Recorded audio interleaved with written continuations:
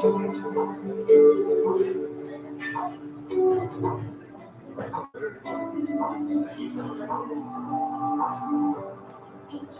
I can have it. When I'm loyal, tell me I can have it. Tell me I can have it. When I'm loyal, tell me I can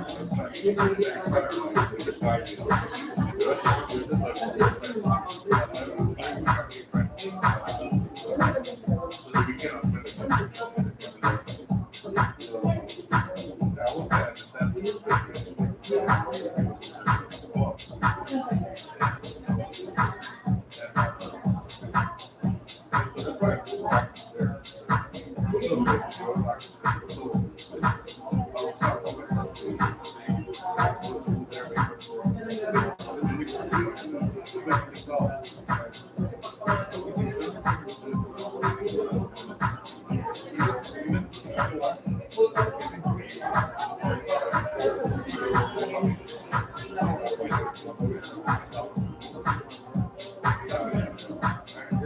Sila na bahala.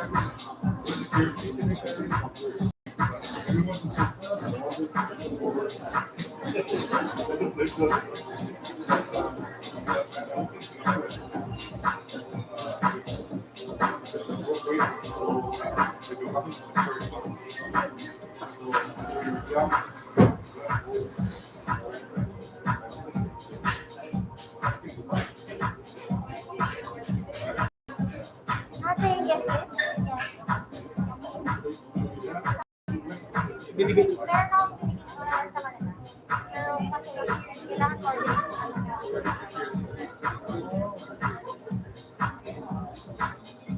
Hindi na, yan.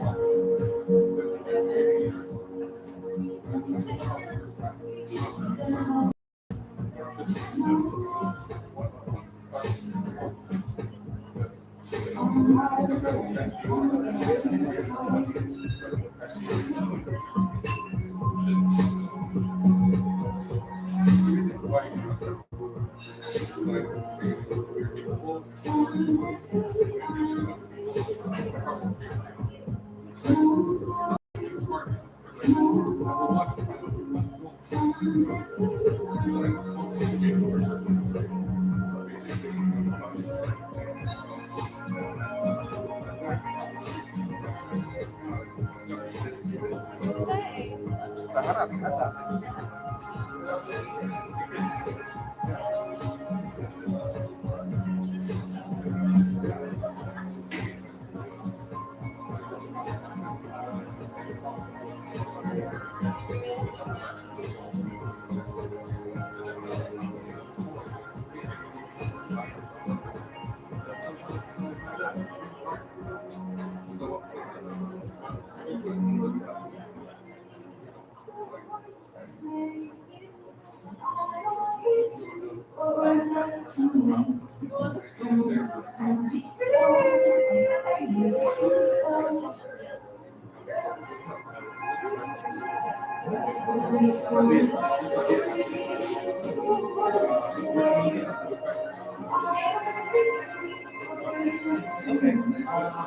So you can actually, we have a London food for you. So tell them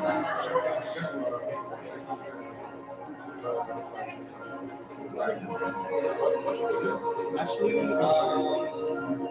we think we'll start with so you can take first. Okay, and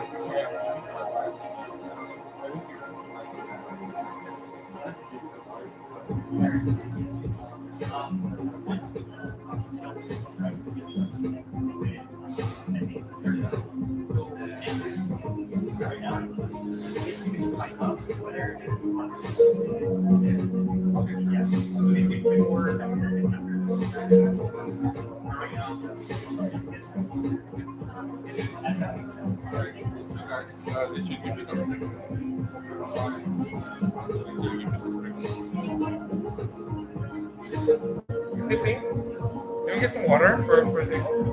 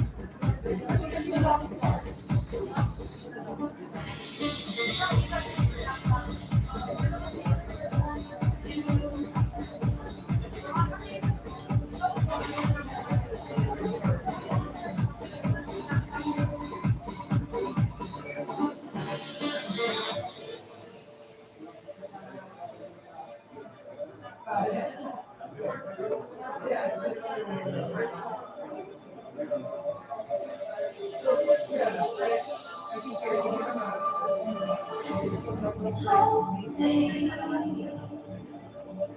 as the blankets cold. Feel the tightness.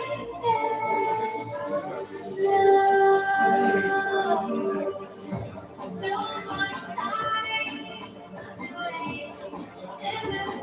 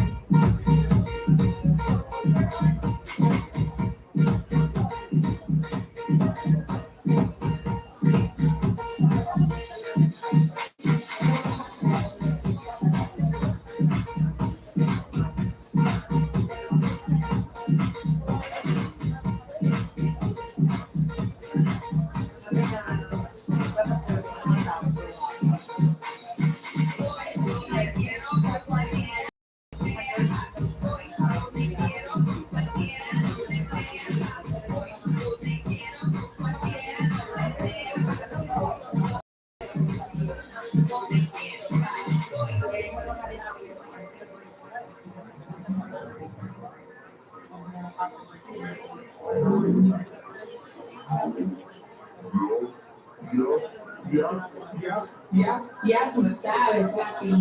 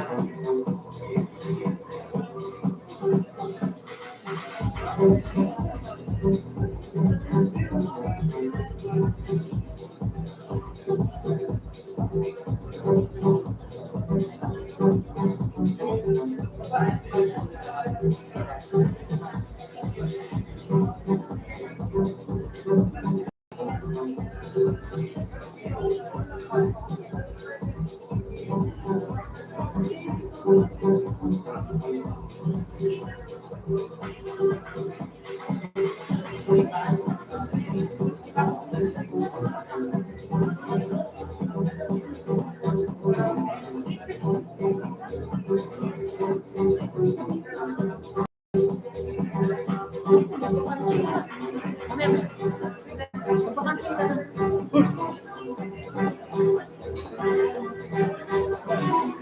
Lagyan mo na tayo ng number.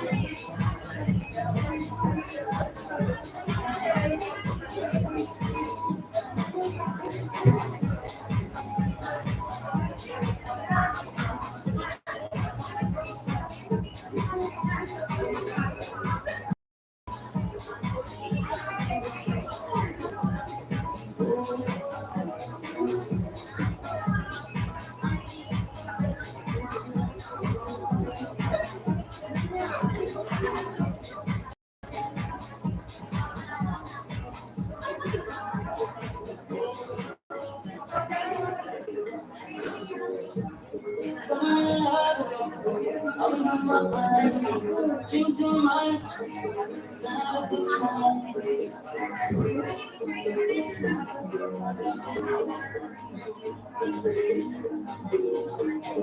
Night out, dancing in paradise. When I wake up, I'm feeling alright.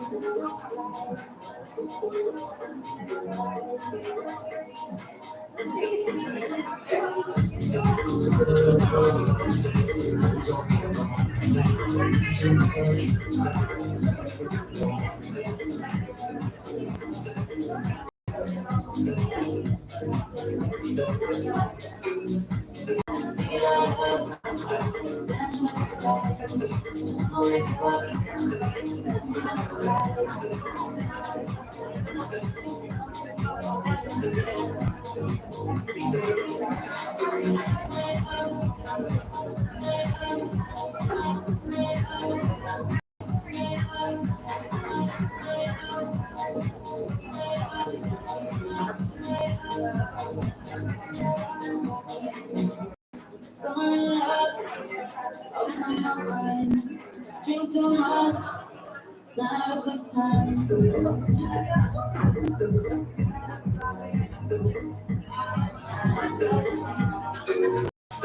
Taking it up, dancing in paradise. When I wake up, I'm feeling alright.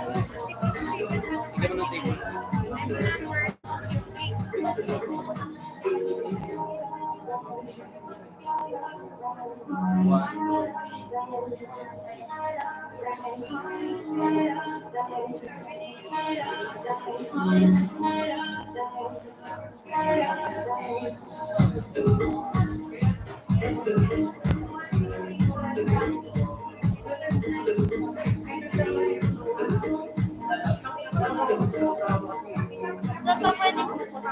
Saan pwede pupunta? Pwede doon. Hindi ko lang po alam. Pero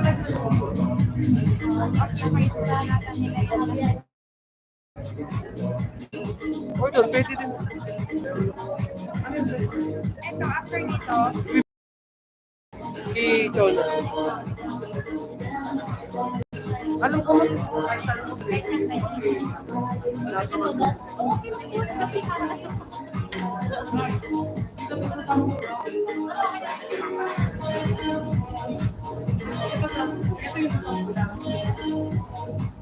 kahit na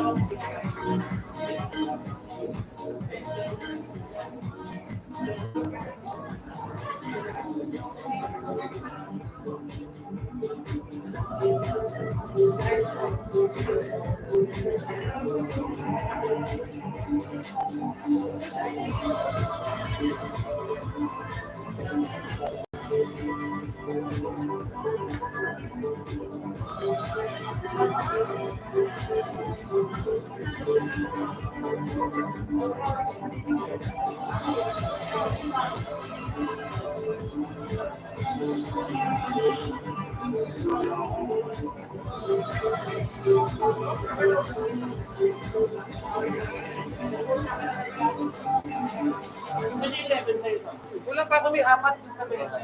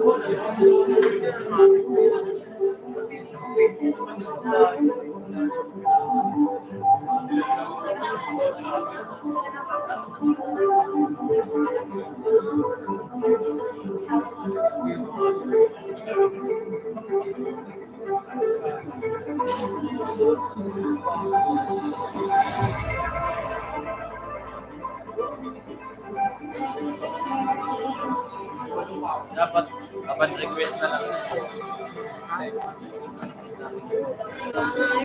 Oh, sa kalay.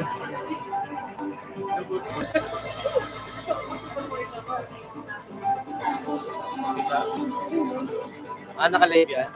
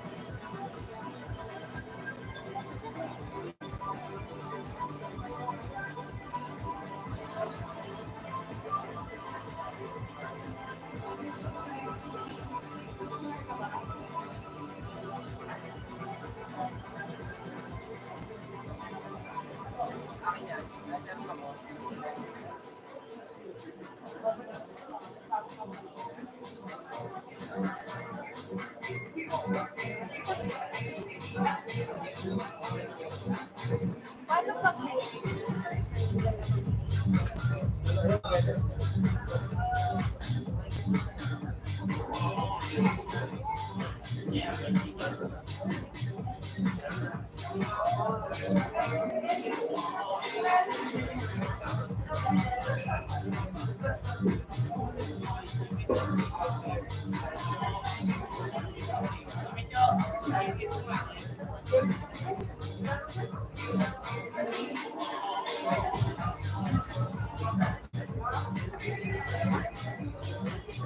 Live,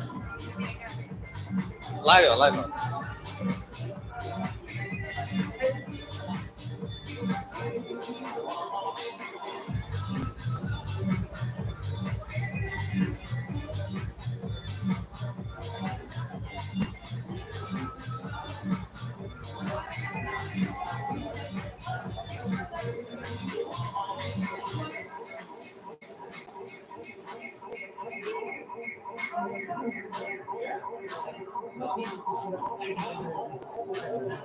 Strapping myself.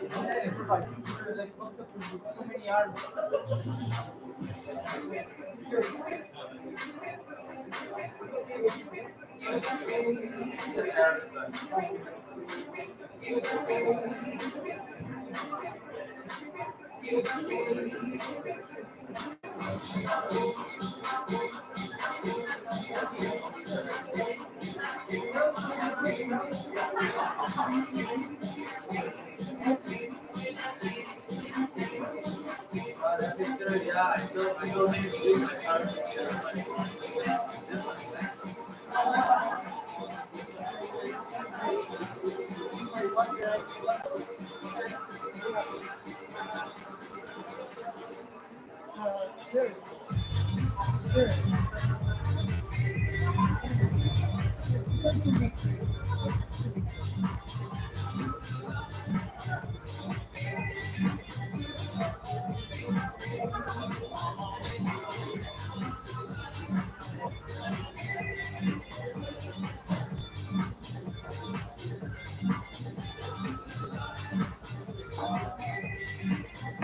These are dirty.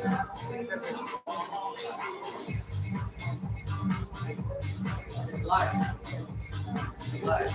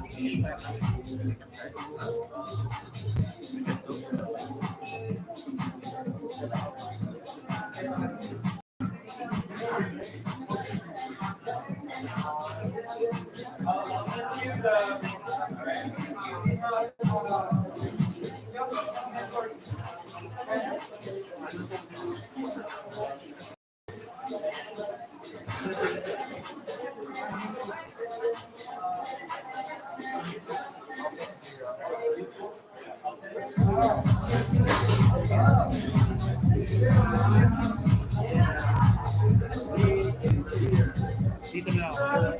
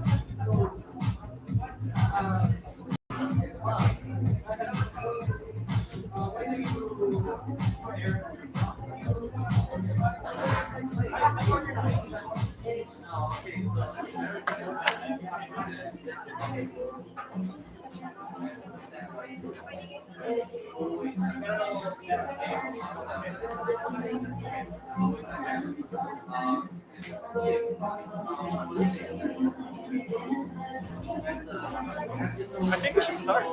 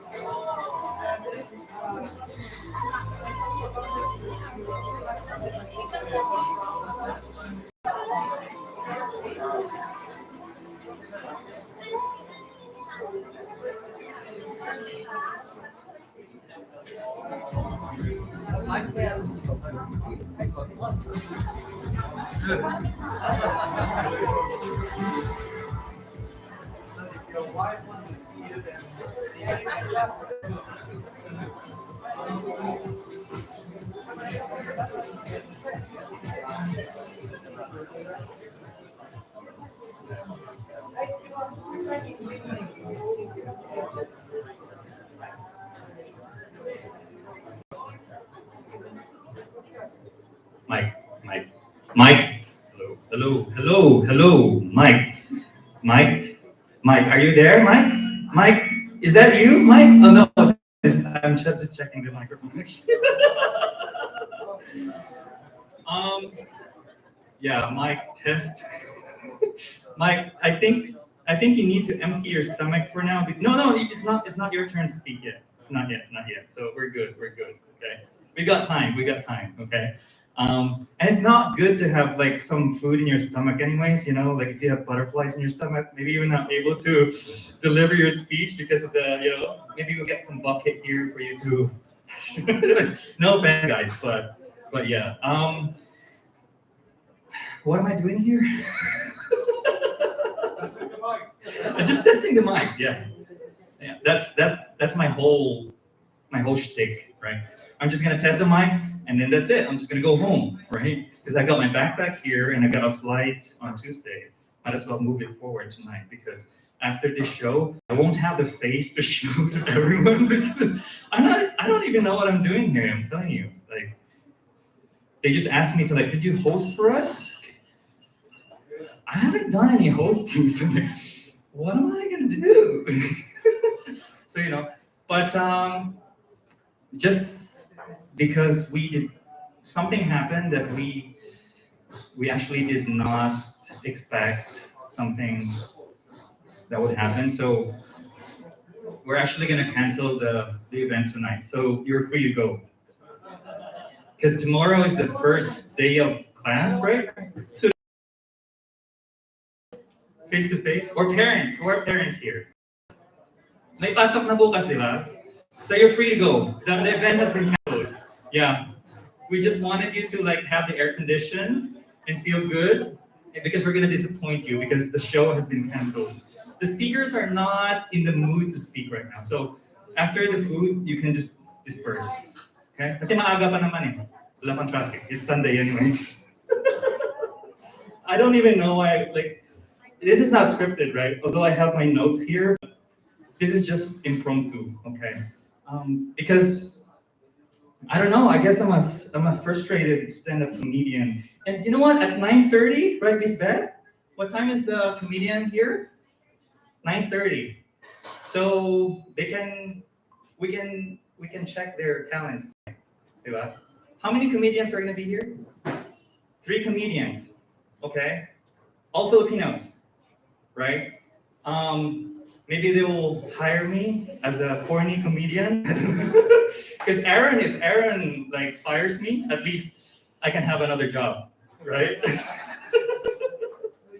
So I'm just securing my job security here, Aaron. So yeah, man, you gotta survive, bro. In the bear market, it's embarrassing. Pun intended. Okay. Once again, I'm not a stand-up comedian. I just want to have fun. So if you ask why the hat, right? Ako po si Doraemon. So when people ask me like, why that cap, man? Like, what's with that? And I would tell them, why not? Right?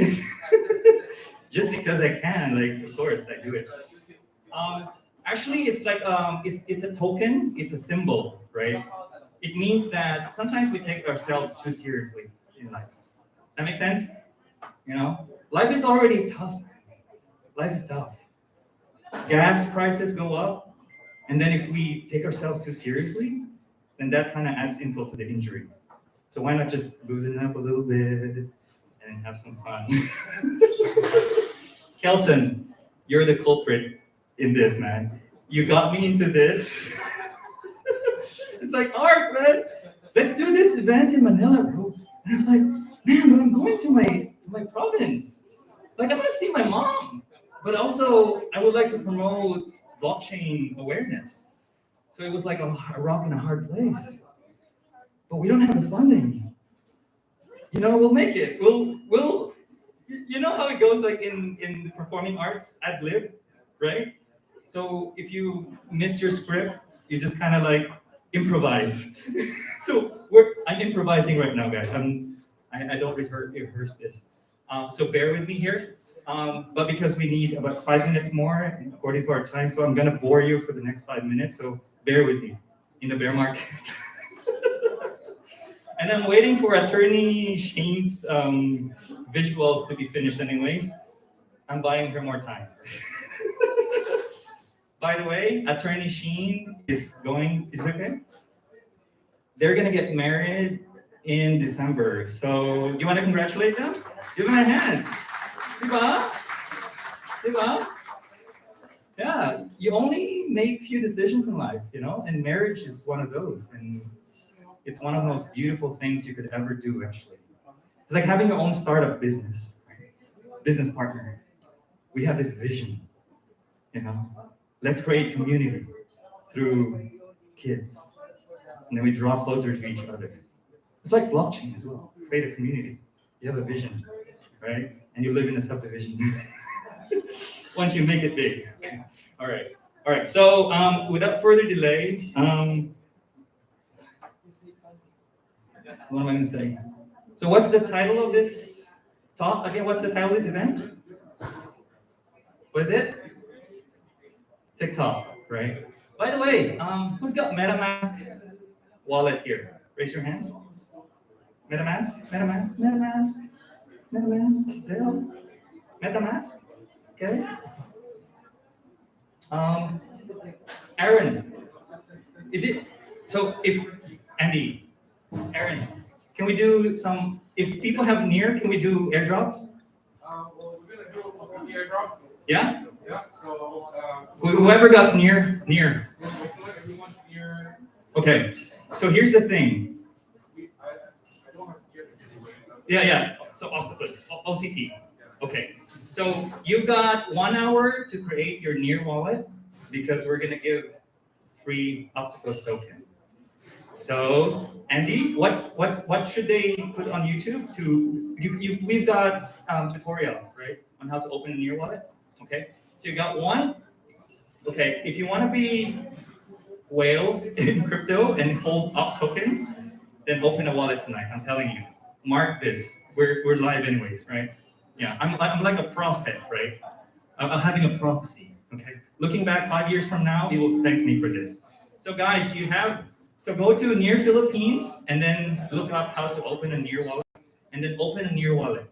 Okay. Near wallet is the most like user-friendly wallet you can ever open in your whole existence, whether that's 70 years or sometimes if you have a longer genes, 100 years. So open a Near wallet. At the end of this event, you pass your Near wallet to Zelle. Is it Zelle? Are you okay to list down all the Near wallet? And then we're gonna take care of the Octopus airdrop. Okay? How's that for an incentive? Can we give Aaron a hand, please? Yeah? Okay, thanks, Aaron. Thanks, Aaron. Okay. So MetaMask wallet, right? And then who's got Near wallet right now? Who's got Near wallet? Near tokens. There you go. Like, okay. Yeah. Okay. So Near wallet, may Near wallet ba dito? May meron? Oh, okay, good. Okay. Near, okay. Who else? Okay. Near. So we hope that at the end of the session we shall have accumulated a lot of Near wallet because we're going to give up tokens for now. Actually, we were gonna name this Fun Tech. You know, like playing on words, fintech, fun tech. Because technology is supposed to be fun, right? But some people are afraid of technology. Ooh, technology, what is that? Laptop. It's not my thing. But I guess that in order for us to survive, to like evolve, we gotta embrace technology. So we named this TICTalk because it's an acronym. It means technology, innovation, and creativity talk. And that's what we're gonna do today. Technology, innovation, and creativity talk. Yeah. So because we all need innovation, right? We got technology. I think this is technology. This is technology. I think a shoes is a technology, isn't it? Right? Because a house is a technology. And then we innovate. We innovate. You know the difference between technology and innovation? You guess? Any volunteer? I'm gonna, yeah, whoever can differentiate between technology and innovation. Senor Sanchez? I'm gonna introduce you later on. Wait for it, yeah. Actually, we got guys from the Dragon. Bro. Ano nga yung project nyo? Gladiator decks, right? I remember you last time. You made it. Yeah, we'll talk later. We'll introduce you to our head here, co-founder. Okay, so we innovate, right? We innovate. So they say that technology is the actual like 3D thing, right? A phone is a technology, right? It's the what do they call it? It's material. But innovation could be soft improvement, right? So it could be the way we interact with each other. That's innovation, right? So, for example, before, I think queuing up is an innovation. Queuing up, simple innovation. Why would you like cram in one place? Hey, so humans were like, okay, there's like the food stall. Let's just gang up on the food stall. But it's not efficient, so let's innovate. So maybe let's stand up in line to make things efficient, and let's innovate. So that's innovation, right? So life is full of technology. It's inevitable. Life is full of innovation, and then creativity, right? Whoever you are, whether you're a lawyer, an accountant, you are creative in a sense. Because they say there's so many ways to skin a cat, right? And I guess that I'm not a mathematician, but they say as long as you arrive at the same answer, whatever your formula is, that's your problem. So that's creativity, I guess. But creativity in its like crudest sense, it could be art, which blockchain also has a lot of creativity. In what form? In NFT, right? So that's why we named this TICTalk, right? So also as a pun on the TikTok app, right? So we want to like, as a marketing strategy, like TikTok 101. Anyways, that's the etymology of the word. Nothing special. So right now, we're gonna talk about how the Philippines is experiencing education when it comes to crypto and blockchain awareness. We're also gonna discuss regulation, and then later on the current landscape in GameFi. What's the most popular GameFi in the Philippines? Axie Infinity, right? So we're gonna talk about those, and then we're gonna have some more maybe unknown, but Mike's gonna take care of that, right? You can take care of that, Mike, right? GameFi. Okay. And then we're gonna talk about what else? What else are we gonna talk about? So we're gonna talk about, yeah. That's part of the script, by the way. Near and then also Octopus. But we won't bore you. That's why we started. Hey, let's get it started because at 9:30 you're gonna have a comedian. And then let's everybody eat, right? Let's not prolong the agony. Okay, I will not prolong your agony already. Thanks for bearing with us in this bear market. But yeah, so like let's get this started, right? Can we get some music, Kuya? Like to like right? Just to hype up, the vibe, right? Perhaps some more bass, right? Okay, just Tony Robbins, but open like is this a Tony Robbins like seminar, right? I'm not Tony Robbins though. Yeah, so let's get this started. Right. Oh, okay na po yan. Okay na. Thank you. Man, I don't know how to do this, man. I'm just like improvising. But anyways, that's it. We're just gonna go home tonight, and once again, good thing we have a mask. I don't show my face. It's like even my mom's gonna disown me when is that my son? Like, no, that's not my son. I didn't raise him that way. What has gotten into him? What is he smoking? Okay. So okay, first speaker. So we're gonna talk about blockchain education in the Philippines because in our experience last year we invited NFT artists. Hey, you know what? Why don't you join Paris at IQ? It's crypto. They say crypto? That's a scam. We can't blame them. There had been a lot of scam companies, and there will always will be. But if you're not informed properly, then you're gonna miss out. So what's the current landscape of blockchain education in the Philippines? So our next speaker, yeah, of course, our next speaker. I perceive you, right? The first speaker is a Web3 and Metaverse consultant. Okay, so you got that, right? He's also a Solana developer. For me, when you say, I have high regards for developer. I'm not a tech guy, but when I see developers, they're like the demigods of the blockchain, Olympus blockchain, right? So when you say you're a developer,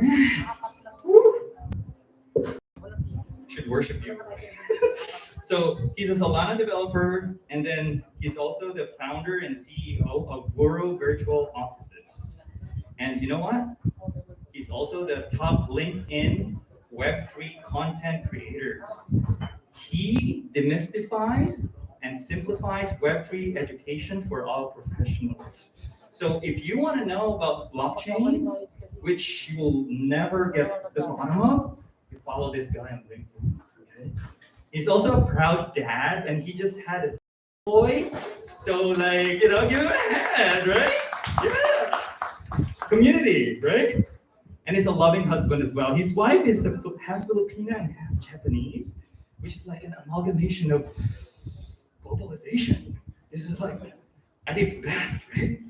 That's what we're supposed to be. Why are we divided by all these political, like this is your boundary, you're like this, and we're this tribe. Why don't we just embrace one another? And this guy really epitomizes this actual ideal. So please help me in naming Senor Jose David Sanchez. Give it up for Sanchez.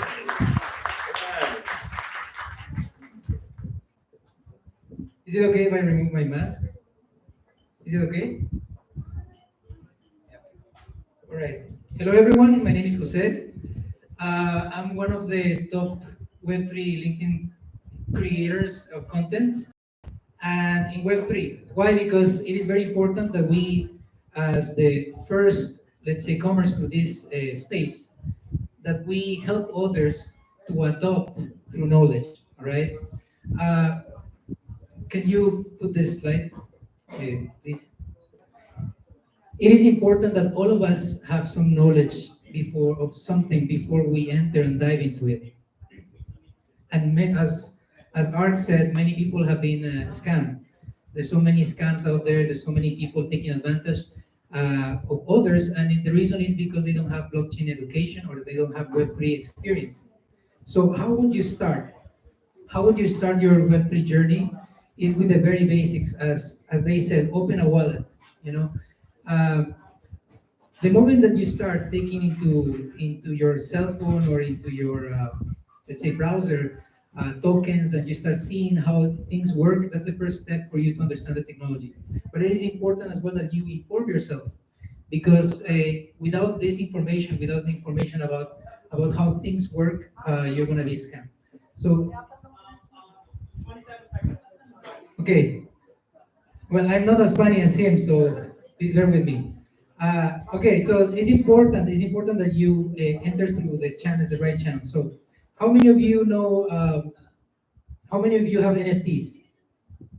Raise your hand. How many of you have tokens or coins in your wallet? Very good.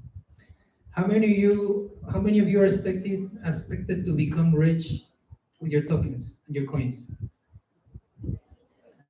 Ah, well, you just got scammed. You see? Because in reality, tokens and coins are not a medium of investment. No, that was not the purpose of their creation. It was a means of peer-to-peer transaction.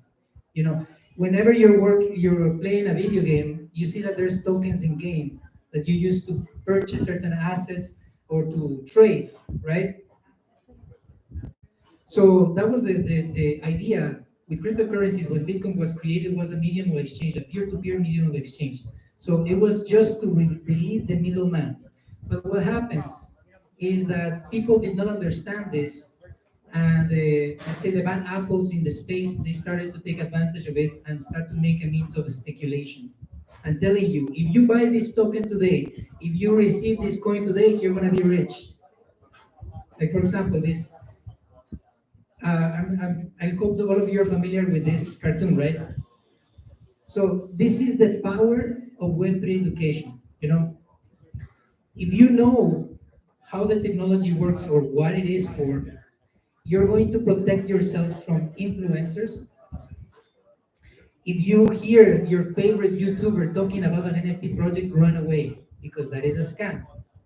Uh, Not that he knows or he's aware of it, but he's getting paid to promote something that is going to be very quick. If you, I don't know, are you a fan of Jake Paul? How many of you know Jake Paul? Okay, you know Jake Paul, right? Whatever token, for example, whatever token he's talking about in his YouTube channel or in his TikTok or Instagram, we do not buy. We do not take into consideration. When somebody tells you buy this token or buy this NFT and it's going to grow in value, is that true or false? That it's going to grow into value? True or false? It depends. It depends. But the value of the NFT is not by, let's say, by a promise of a metaverse or buy this NFT and my project will give you this in the future. No. NFTs are, let's say, adopted. The first industry that adopted NFTs are artists, or let's say the art industry. And this should be a way for you to have ownership in something online. If you buy an NFT, for example, you don't buy the NFT because you're going to become rich. You don't buy the NFT because you want it to be like an asset that is going to increase in value. No, you buy an NFT because you like it, because you like the artist, you like the drawing or whatever it is that is there, or you believe in the project. That's it.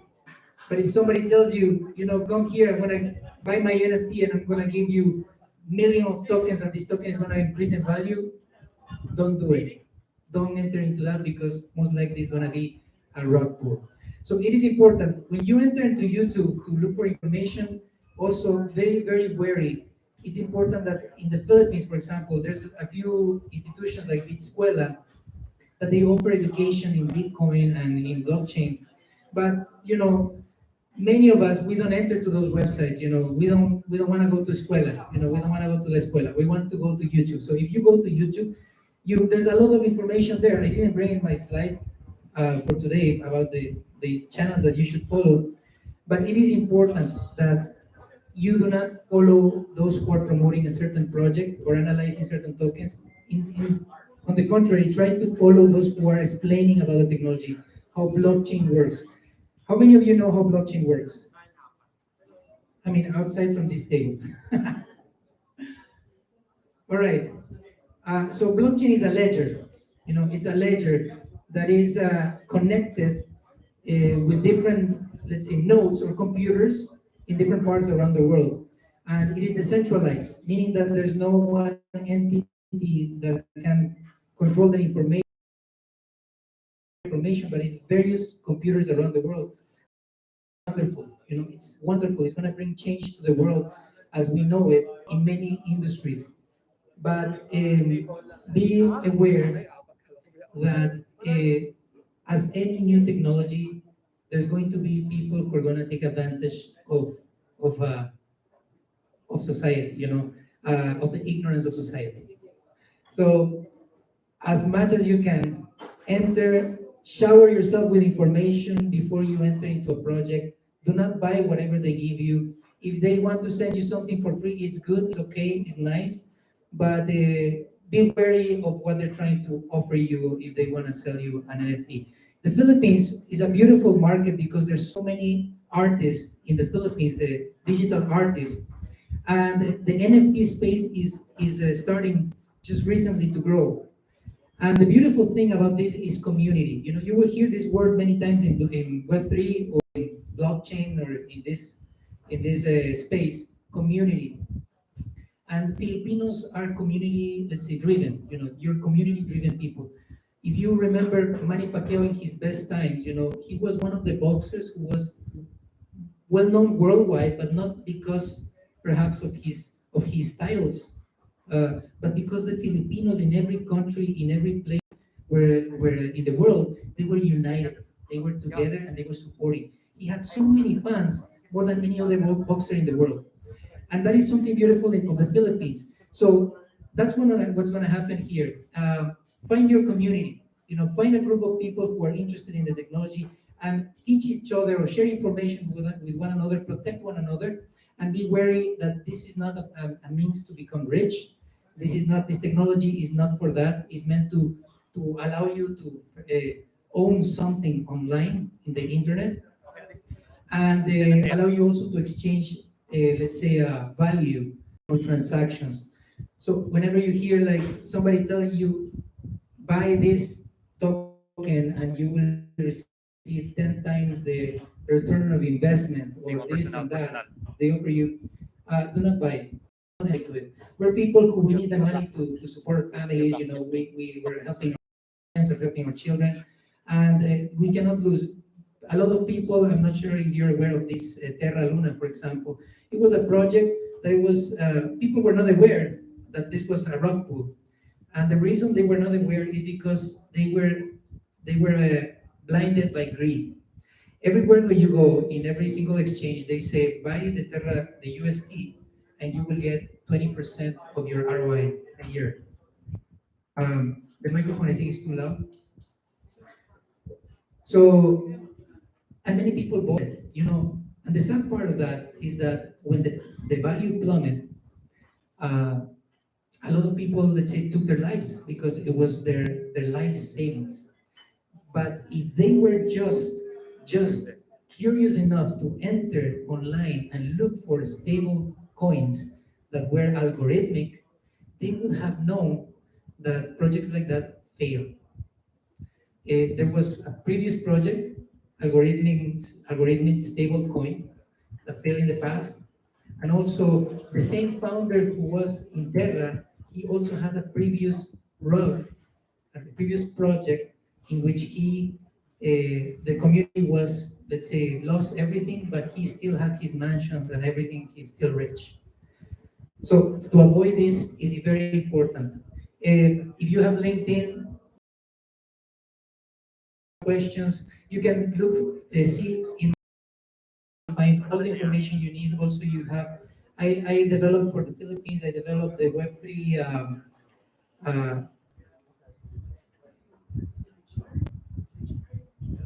the dictionary, the Web3 dictionary, all right, for newbies. So look in my LinkedIn profile, there's the Web3 dictionary for you to understand what everything means. And also, I'm trying to promote the founders in the Philippines to approach to this technology with good intentions and, let's say, to bring value to society. So follow me on LinkedIn, and I will be sharing very soon there in LinkedIn. I will be sharing all the channels in which you can find good information in YouTube and also in Google. And all the influencers, LinkedIn influencers, but that they share true knowledge, for you to be able to understand how this technology works. The Philippines need this, And it is important that just the 50 people that we're here, or let's say the 70 people that we're here, is it 70 or 50? Yeah. But that we start doing the right thing. Enter, learn about it, read about it, watch video tutorials about how things work, and be wary with your savings. If you buy an NFT, buy it because you like it. All right? So that's it for me. Thank you so much, and I'll see you in the next one.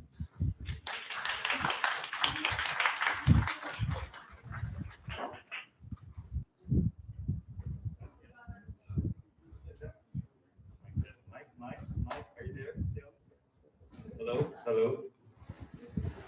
Hello. Okay. Muchas gracias, Senor Sanchez. Right? I get to practice my Spanish because you're from what country? Ecuador. Okay. Which continent is that again? Yeah. Right. The equator, right? Yeah. Okay. So I guess we'll have Mike first. Mike, you're next. Yeah. Okay. So right now,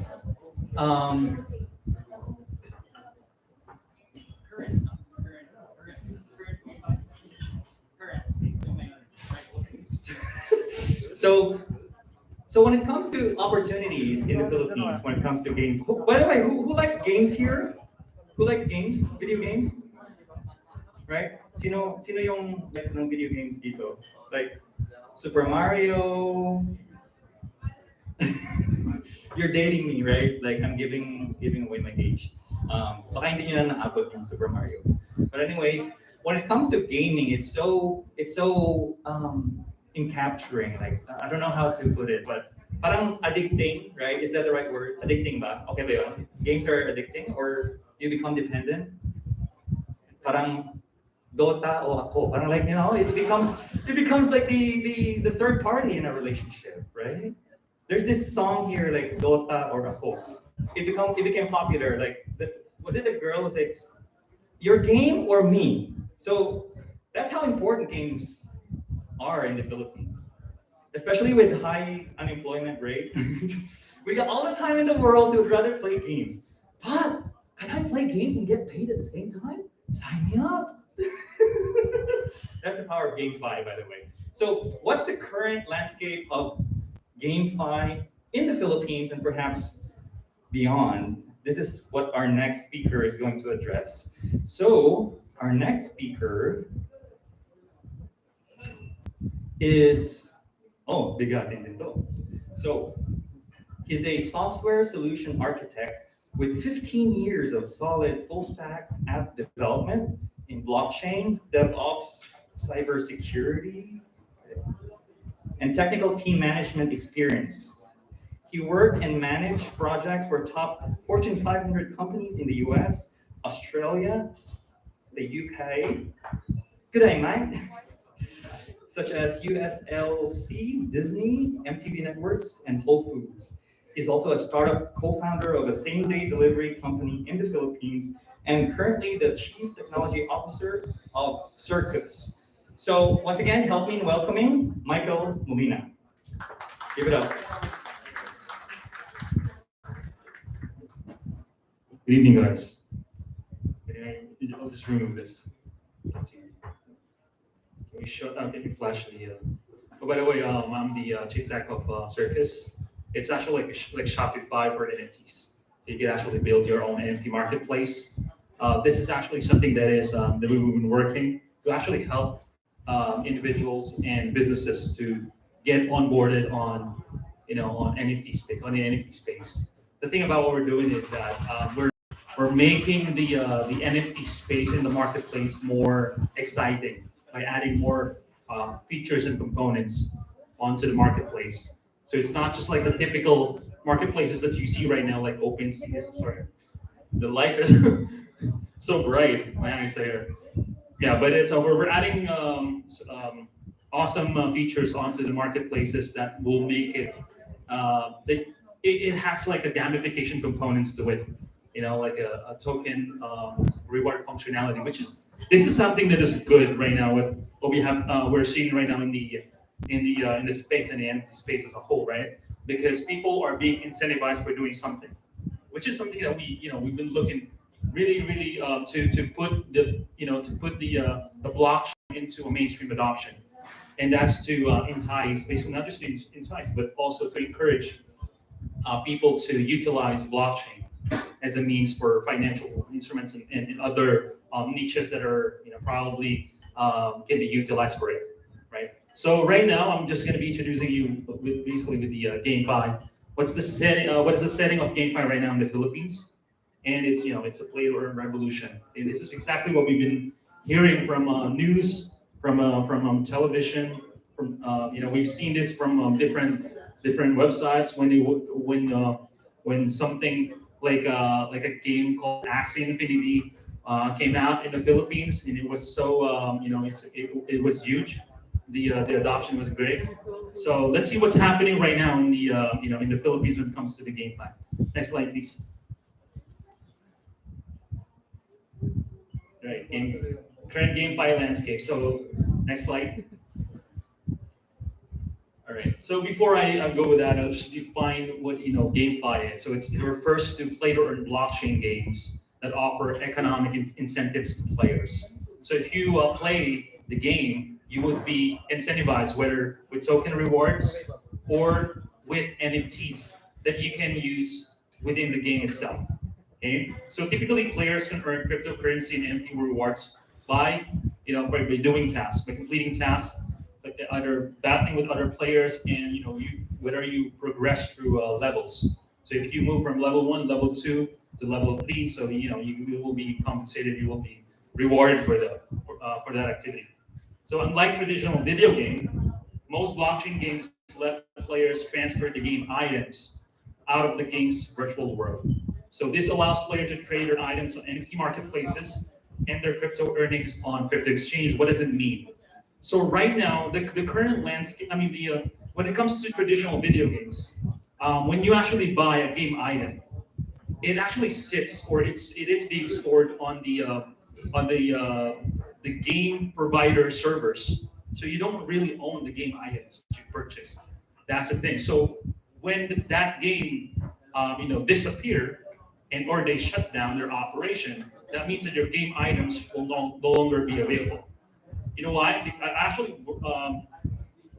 I actually worked with a game company in the past, and I was the one handling the server infrastructure for the game, including game that are that is working for multiplayer kind of setup. So all the game items, all of the the things that they are that they purchase, all the player purchase from the game are actually stored in the server. And there are instances that when the database shuts down or the database got corrupted, these data of the players are lost. Unlike when you have it on a blockchain, it's a permanent database. The records are stored directly. And it's when I'm talking about permanent, it's that no one can actually tamper it. That's the beauty of blockchain. It's you can't erase it, you can't modify it. Once it is stored in the blockchain, once the block is already created, it's permanent. No one can no longer change that. And the good thing about that is that when you buy a game item from the blockchain, as an NFT, it becomes a personal possession of yours that is on chain, that is from the blockchain. So it means that you can do whatever you want to do with that game item. If you want to exchange that or you want to sell that on an NFT marketplace, you can do so. That's the thing. You own that. You became the owner of the game item, and then you can now sell it to anybody else, or you can actually rent it out. There's a new standard that are out right now that you can rent out NFTs. I think ERC 4907. That's the. But there are different mechanisms that can be applied, or the game owner, since you become the game owner, the owner of the game item, that you can use on the game items that you purchased. Okay, and of course that converts into sales and revenues. That's why there are a lot of people who was able to make money by selling game items. Right? Next slide, please.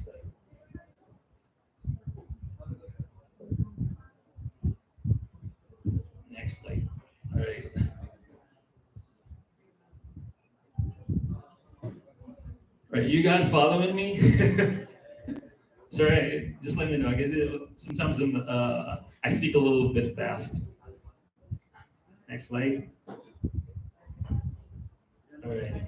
So yeah, here are the samples of the games that probably you are familiar with. First is the first Infinity, and there's a new one that you can also like create your own game inside a game, just the sandbox. And this one is actually like the Store Atlas. People who develop that are coming from top game development companies.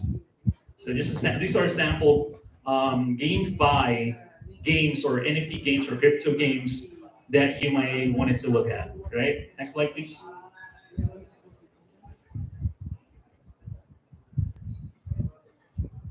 There we go. So we Filipinos, we always want a way for us to actually earn something. That's the reason why we play games. That's the reason why Axie Infinity became popular because we want to earn something. We want to earn anything, right? And there are a couple of earning opportunities in NFT games, and this is the setup right now. Um, Through selling game items. So if you're able to loot or gain NFT items, you can actually either buy it and then sell it for a higher price, or once you looted a game item from a game, you can actually sell it as well. So and then there's also a way for you to earn through token rewards incentives. Okay, so as well as you can also like trade because usually there are games that they build their own native token. For example, Axie Infinity, they have their own Axie token, right? And then also, you guys familiar with YGG, Guild Games? They also have that's a guild, right? So those are game tokens and guild tokens that you can actually trade, and that's available on exchanges. People can actually buy it if they want to. That's also a way to earn because, of course, as we know, the crypto space is that the price goes up if it's if it's bullish, and then also you can earn through a game item or game token staking. Okay, there are opportunities like this that you can actually stake your game items. You can earn something, or the game tokens. For example, Axie Infinity, and then probably like Binance, something like Binance Exchange would offer a way for you to stake the Axie Infinity token in order for you to actually receive like a redistributed portion of some dividends coming from that. So staking features as well as like holding as revenue share. So for example, you bought a game token that they promised like if you hodl that game token for every revenue sale, that kind of like represent a revenue share for you. So I think like a pension. So the more the game sell their game items, or the more the game is being played, then you will be able to earn something from the revenue coming from the holdings that you have. There are like mechanisms like this, So these are the opportunities how you can actually earn in NFT games. Next slide. That's why this guy, he's playing the I don't know what he's playing there, but he's so serious because he knows he's gonna earn something. Right? Next slide, please. Next slide.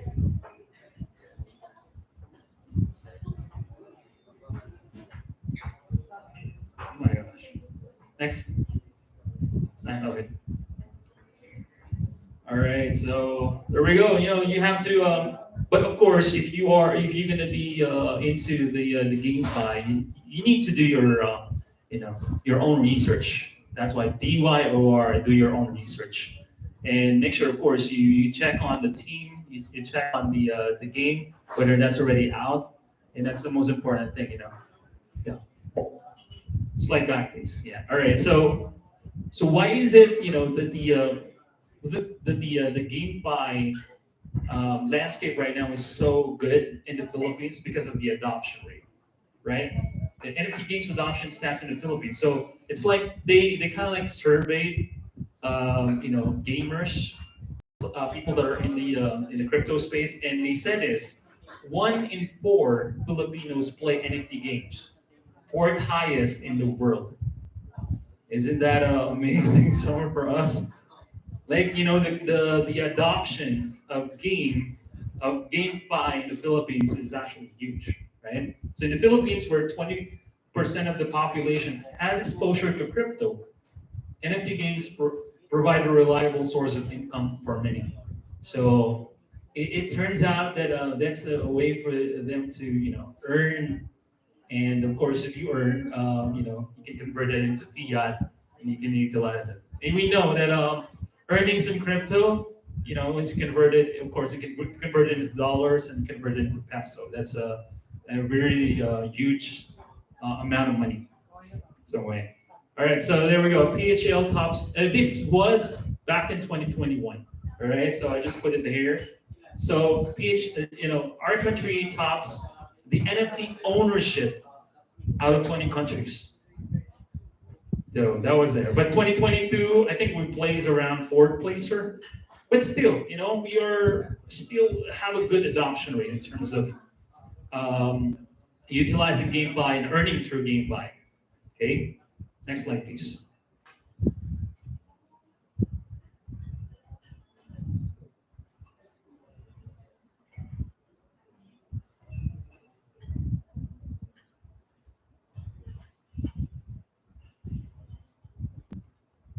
So even the stats here, showing man is almost the same amount of women is actually playing game five in the Philippines. So that's promising. Next. Right, that's fine.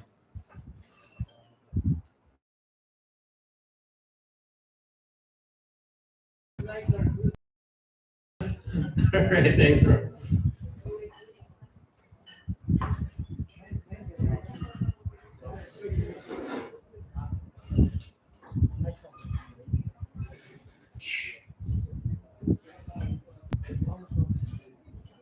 There we go. So, but just look at the some of the stats of the game. So these are like the different games from different blockchains.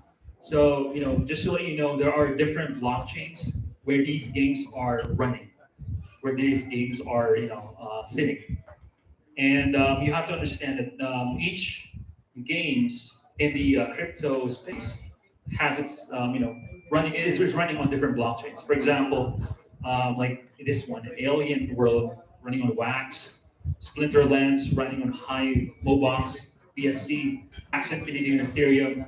So what are these? Like these are different. What I want to emphasize is this: regardless of the blockchain where you operate, it doesn't matter as long as the game is solid. It's something that would reward you in the long run, and you actually enjoy playing the game. That's the most important thing. Okay, so you don't think about a blockchain because blockchain, whether there will be a million blockchains that will be out there, it doesn't matter. At the end of the day, it's going to be your satisfaction that matters, right? So there we go. So these are different games from different blockchains. And don't be confused with that. Just play the game that you want. Next slide. All right. This actually from someone's topic, but I'll just cover this for a little bit of technical side.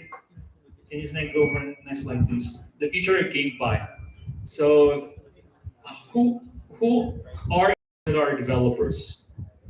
Developers. There we go. There we go. So, as a developer, we understand that there are like different concepts about the future of GameFi, and this is exactly what we wanted to see in the for the future of GameFi. Of course, it's you have the play to earn, which is incentivizing players by completing tasks and progressing to levels. But the thing is, this is more important. The proof of game item ownership. So now you became the owner of the game item that you have on chain. There's also like a proof of virtual land or map ownership. For example, Decentraland, the players owns the virtual land or map that is on chain. And then right now there are people that are actually talking about how games, traditional games that we have right now, for example, Mobile Legends. Like if you have watched some YouTube videos, people are thinking like, what if Mobile Legends or similar games that are MMORPG can actually implement something that can integrate crypto, and then the game items would be part of the ecosystem, and the people will be rewarded through that. It's just something that's going to be great if that would happen. So like there will be a crypto wallet integration with there, and of course there will be like a different gamification through token rewards with DEX liquidity, so valuable token rewards, and then token rewards to buy tier level items. Uh, Probably you played some games before that when they rewarded you, the rewards that you receive is actually used to buy another premium items like special items or mystery items, right? If you play Mobile Legends, there are like game tokens there that when you receive that, you can actually use it to buy some pack or some special premium items that is in there. That works the same thing.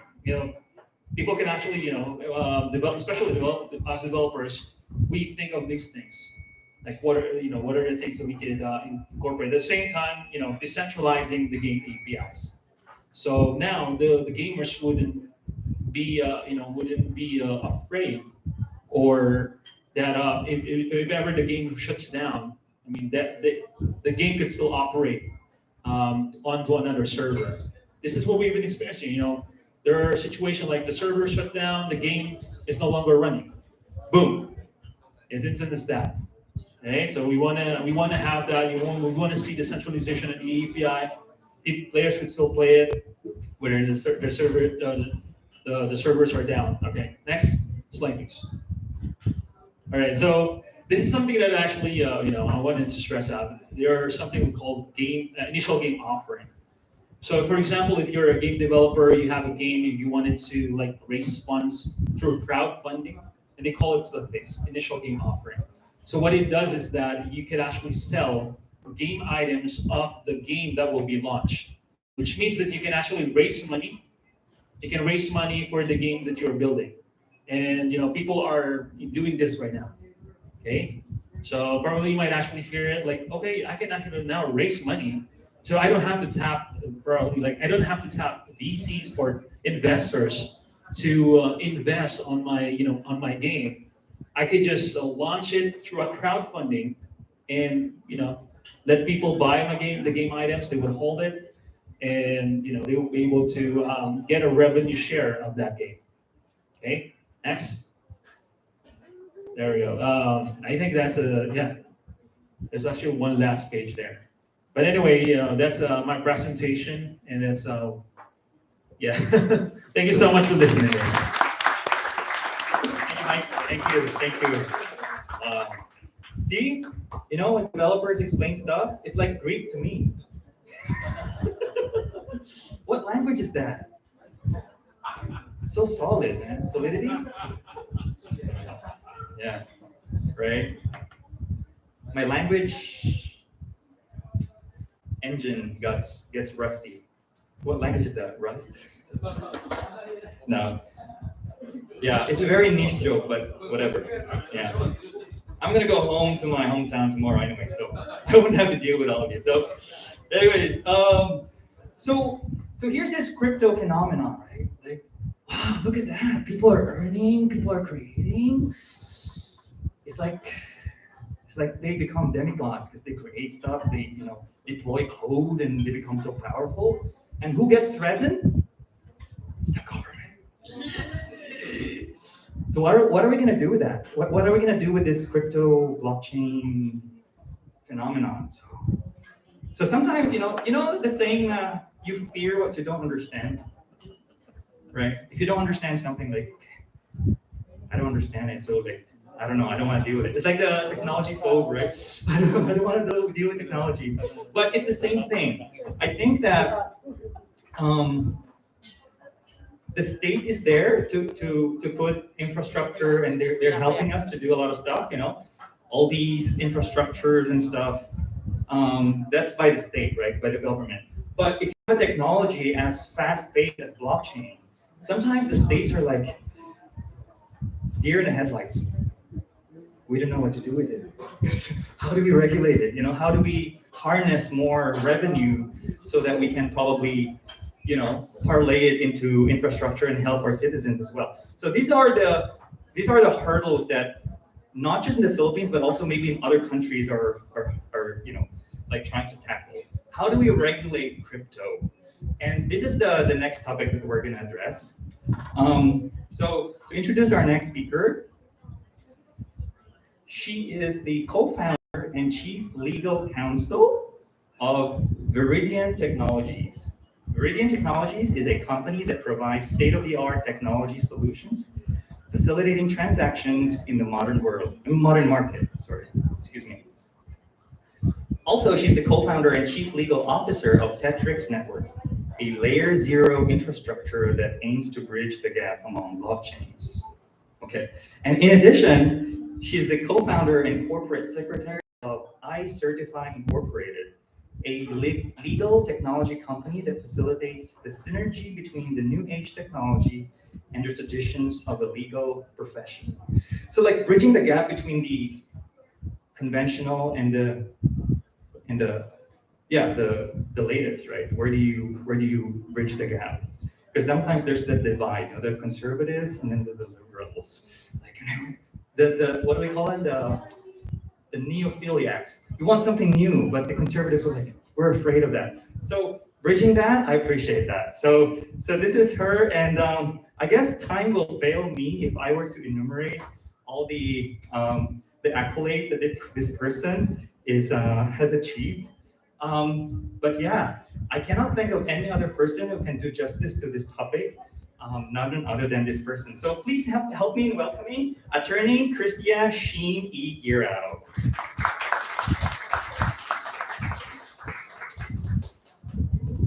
Thank you so much. Okay.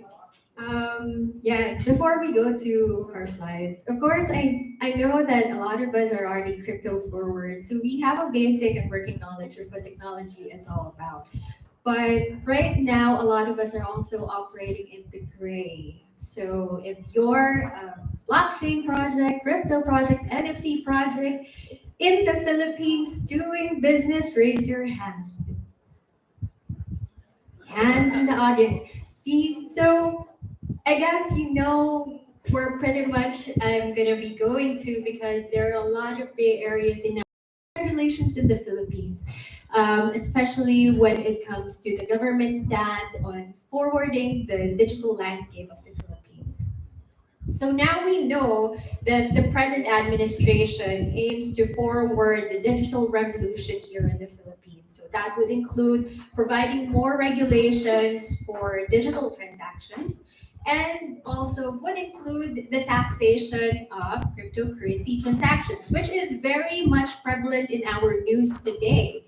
And just recently, we've been having news reports about the VASP providing warnings about not transacting with non-registered entities dealing with cryptocurrencies and virtual assets. So right now, what we're thinking of is it really beneficial for us to work in the gray? Yes and no. It's both a good and a bad point of view depends on where you look at it. First, it's good because if there is a gray area, most probably you can operate along the lines of what available landscape. However, legislation is very vague and it is an umbrella that probably encompasses the kind of business that you're doing, then the government can look into you if that is something that they want to do. So you can feel that, hey, I'm not covered by this current regulation, mainly because my industry is not covered by the enumeration. That's a good point. However, if the government would feel that, hey, we're dealing with digital assets and the law provides digital assets, and digital assets is a huge umbrella that can encompass a whole lot of projects that probably would be affected. The people who raise their hands would be probably affected by this. But you wouldn't know what specific area or parameter you're really covering. So that is why we need to have sufficient parameters so that we would know whether we are covered or not, we are going to be taxed or not, and what steps we can take so that we can probably align our business with the current regulation. So let's take a short trip down the current legal landscape of the Philippines when it comes to the digital transformation era. So we start our journey with, first slide please, the Philippine Innovation Act. So the Philippine Innovation Act is a law that provides an avenue for micro, small, and medium enterprises for you to launch your project through an innovation fund. This is backed by the government. This is the precursor to a lot of things, and I'm pretty sure that we are familiar with some projects being assisted by the government through this law. I believe worthy of note is Tuala, which is in the news, who received a grant from the DOST by virtue of this act. Next slide, please.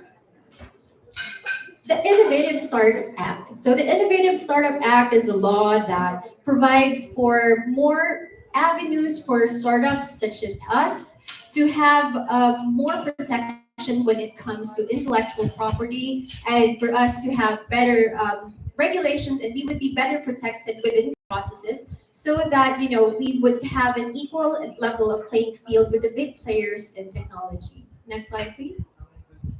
Okay. Worthy of note also are VSP, or Bangko Sentral ng Pilipinas Circular 649, 942, 944, 103, 1039, and 1049. Those are basically a bunch of numbers, but in essence, it just provided for the differentiation between electronic money issuers, or EMIs, those that deal with the transfer of money, electronic means, and of course, the virtual currency exchanges that provide for the exchange between virtual currency and fiat, and vice versa. Next slide, please. So, of course, there's another government agency that is dabbling with the avenue of digital assets, and that is the SEC, or the Securities and Exchange Commission. Worthy of note, right now we have differing views on what do we classify virtual assets under. Because our current government, as probably a lot of you would be aware, do not acknowledge virtual assets or virtual currency as legal tender. Legal tender, of course, is anything that can be used to pay for a certain transaction that would be accepted as money. So your cryptocurrency is not yet used as legal tender in the Philippines. Some levels of thought in the legal profession treat virtual assets or cryptocurrency as securities because of the volatile nature of these assets. They may appreciate or depreciate in value, hence their value can be subject to speculation.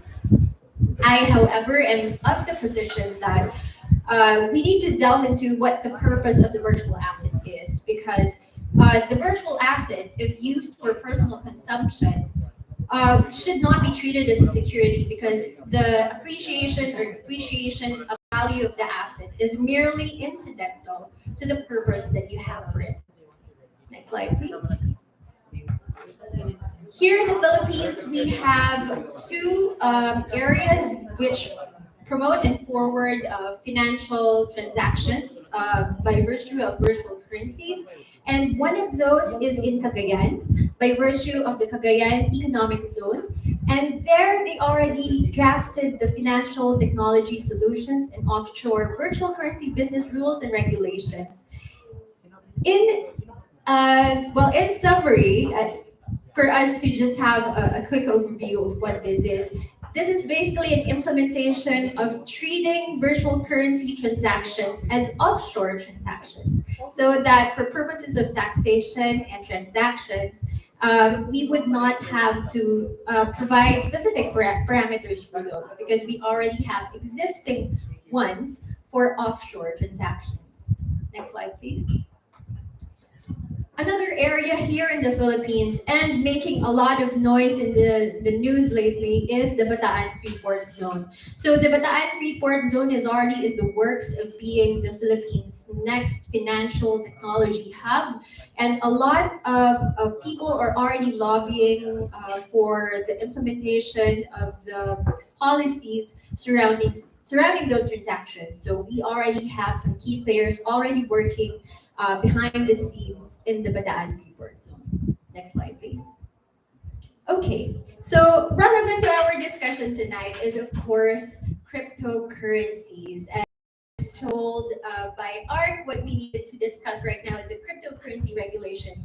But I felt that it would be important for us to see the background of how the laws actually apply to the cryptocurrency transaction so that we would be better equipped to understand what the virtual assets are versus virtual currencies and what is encroached in all of those definitions. First of all, before we go to that, let us look first on the current landscape in other countries versus ours.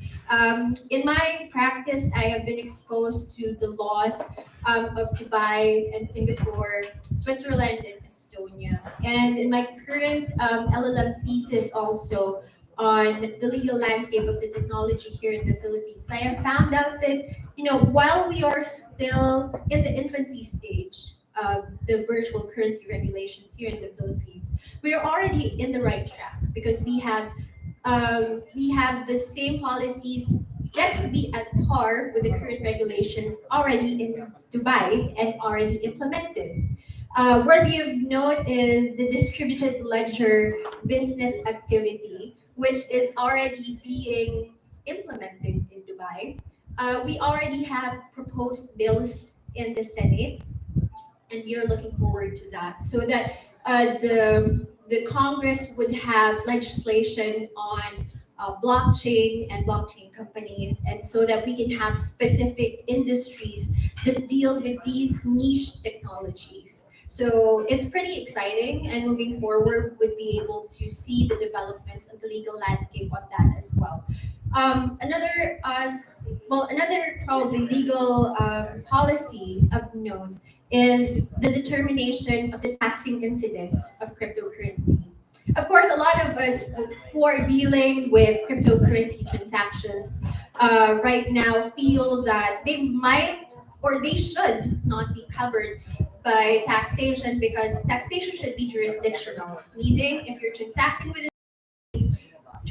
your transactions would be covered by the taxation. But if you're not transacting within the Philippines, then you should not be covered, right?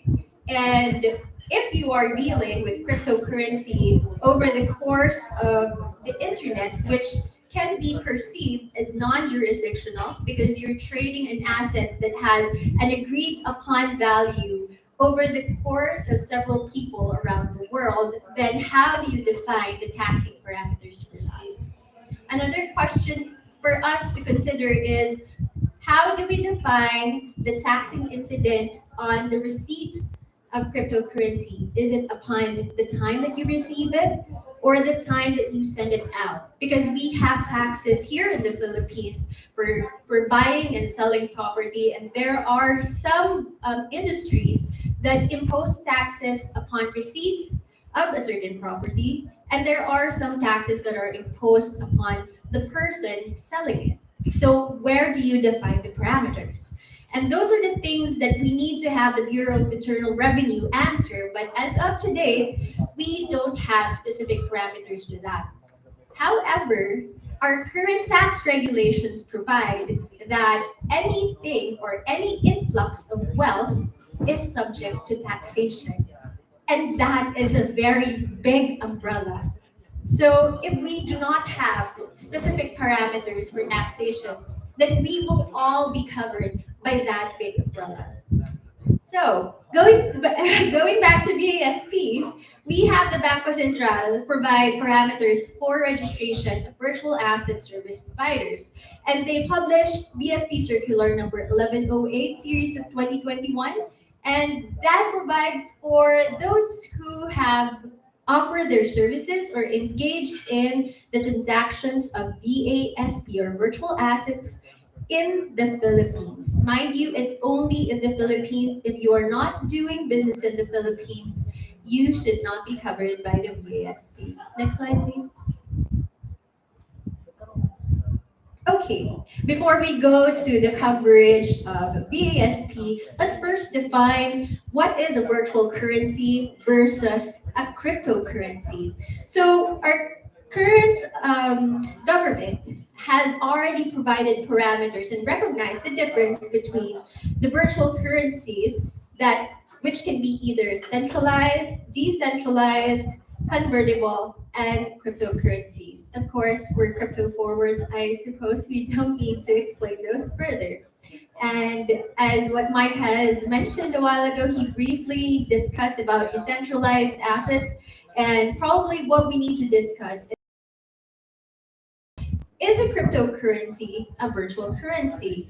Or is a virtual currency a cryptocurrency? And the answer is a cryptocurrency is one type of a virtual currency. Next slide, please. So let's now define what is a virtual currency versus a virtual asset. So with the advent of the new circular by the BSP, mind you, the definition of a virtual currency was made by the Banco Central way back in 2017. And that was also during the time that, the technology of Web3 was just probably an embryo or a fetus. I don't know. Because we're at the infancy right now, so I guess we've grown a little bit, right? So right now, with the 2021 circular by the Banco Central, we already have the definition of a virtual asset that encompasses and expands the definition of what a virtual currency is. So a VA expands the definition of virtual currency and they highlight the use of a digital unit beyond the typical functions of a currency. Worthy of note in the current circular by the Banco Central is the enumeration of the activities or the scope of the coverage of the application for a VASP. Next slide, please. So the scope of coverage of BSP Circular 1108 are the following. It would include the exchange of VAs via and VAs to VAs, or transfer of VAs, and the safekeeping and administration of VAs, or instruments enabling control of VAs. Let's look at this enumeration and delve a little further on the import of this, because if we can check the enumeration, it shows that it provides for the functions of what a custodial wallet or a custodial service provider would apply for. However, 1108 even covers the registration for non-custodial. And this is what I was discussing a while ago about the bad and the good side of having a vague or umbrella type of legislation that would cover a vast number of industries, because letter D is supposed to be a catch-all phrase that would supposedly cover all of those that are not included in A, B, and C. But what we need to define further is what is safekeeping and what is administration and what is control. And those are the things that are not defined in the current circular, which is why we are forwarding for better regulation so that we would have concrete definitions of what constitutes safekeeping, administration, and control. Next slide, please. Okay, for the protection of the public, of course, we have to work with the current regulation. So a lot of you might probably ask me, I'm a project in the Philippines involved in those ABCDs. Do I need to apply for a VASP? And our government would answer yes. However, we need to also delineate what kind of service you're providing to the public, because of course, another portion of the circular would also require you to do these things in order to educate your customers on the safety of the transactions that you're making. One of those is the safeguarding of the VA, the use of the mobile platform, the wallets, the actual fees, and the problem resolution procedures. But again, it begs us the question, what if those things are not applicable to you? Do you apply for a VASP? And again, that is subject to interpretation. And according to basic law principles, if a law is subject to interpretation, then it needs to be questioned if there are sufficient parameters for its implementation. Next slide, please.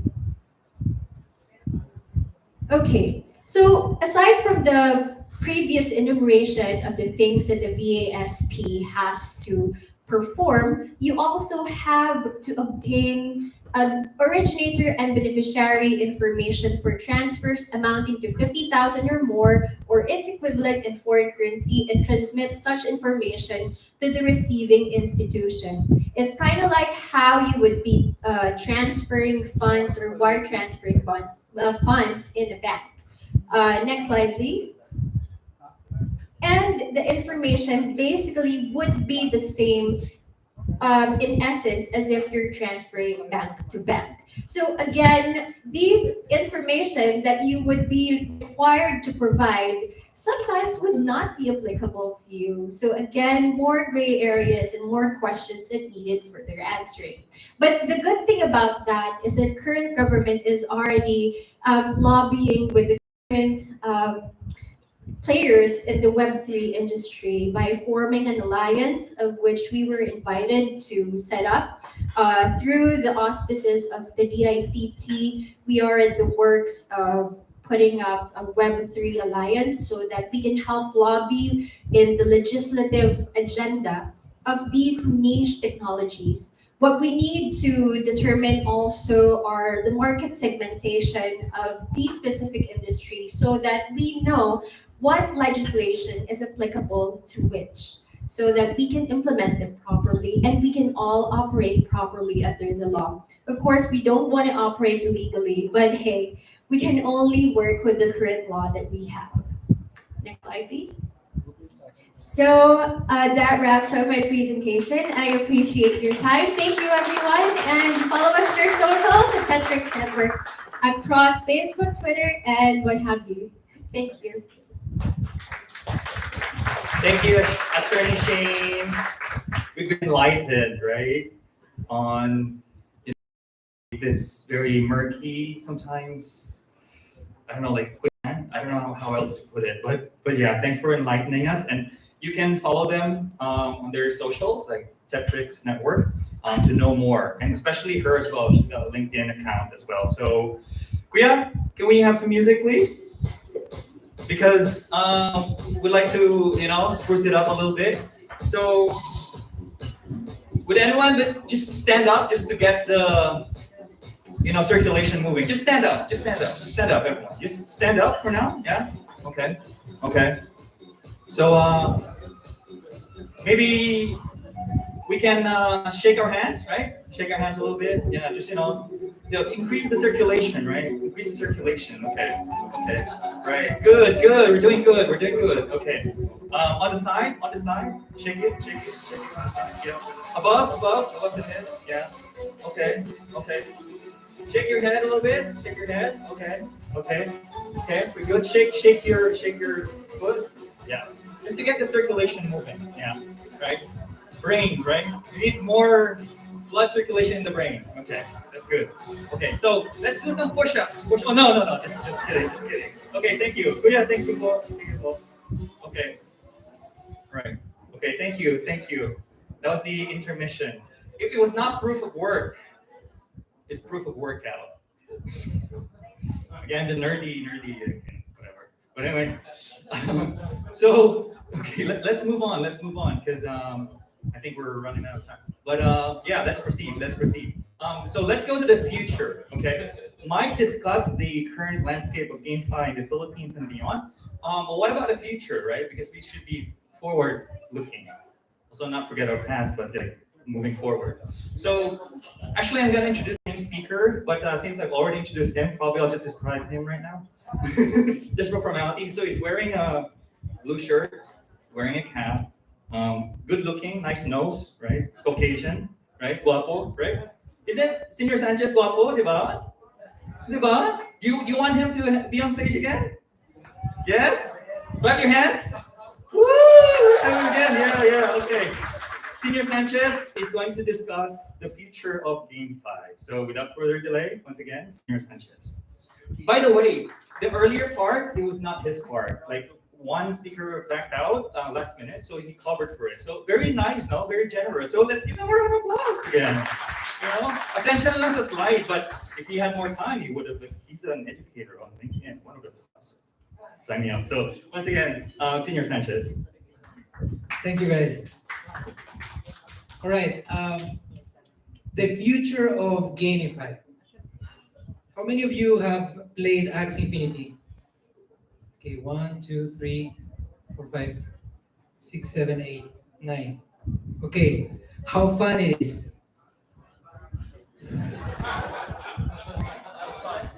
It's not fun. Come on. It's boring. And that's why it's called GameFi, because it's a gamified way to have some financial gain. You know, that is why it's called GameFi. But the future of GameFi is going to be Web3 gaming, and that's the next step. Please, next slide. Web3 gaming. Why Web3 gaming?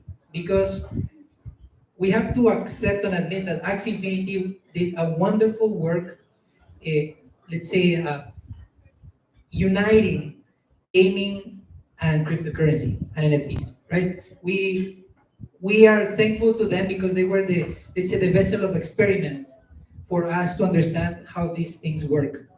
And Web3 gaming, it's going to change and go, let's say, innovate, like Art said, innovate DeFi, because it's going to embrace all the aspects of Web3, let's say, of blockchain. It's going to be a different or more, let's say, an enhanced experience in gaming. Next slide, please.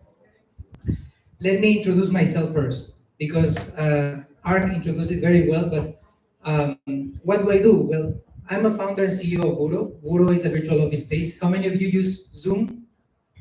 Yes. How many of you use Microsoft Teams? Google Meet? How fun it is to have a Zoom call? No, it's horrible. It's horrible. So Vuro solves that issue. Vuro is a Web3 productivity platform with a mobile game interface. So next slide, please. This is how it looks. So each one of you have an avatar, and that is why I'm presenting in the GameFi part of it, because it's a video game for professionals. It's a productivity game, and we enhance the experience. We make it, let's say, working remotely, because we all like to work remotely. Amen. Amen. Say amen if you like to work remotely. Yes, we like to work remotely, and we don't want that to change. But we need to have a productivity element or a productivity tool that help us to be more engaged, because it's boring to be in a Zoom call, it's boring to be in those platforms. So we make remote work more fun, engaging, and we save companies millions of dollars or millions of pesos in real estate. So no more office, but we will be productive, right? So next slide, please. So why is gaming so important for the crypto space? And that is the answer. What it says, broad adoption. You know, I was talking a little bit introduction about the blockchain education, and gaming is one of the most important tools for education, for crypto education, because let's say it is easier for someone to learn how to use this let's say Web3 tools, cryptocurrencies, NFTs, or blockchain through a video game. And that is why it's so important. That is why you see companies investing millions of dollars, hundreds of gaming companies. You sometimes say, hey, I don't play games every day, but why they're investing so much money in gaming companies? Have you heard that? Have you heard the investment in gaming companies? And you ask yourself why. Next slide, please. Because mobile gaming, just mobile gaming, generates, let's say for 2024, let's say 2 years, is going to generate more than $200 billion in revenue. It was $175 billion in 2021. And have you heard about the metaverse? Who heard about the metaverse? All right. How many of you have a VR headset? Okay, only 2, 3. How many of you have a PSP? A Nintendo device? Okay, PlayStation, any PlayStation? Xbox? How many of you have a mobile phone? All of you. 7 billion mobile phones worldwide.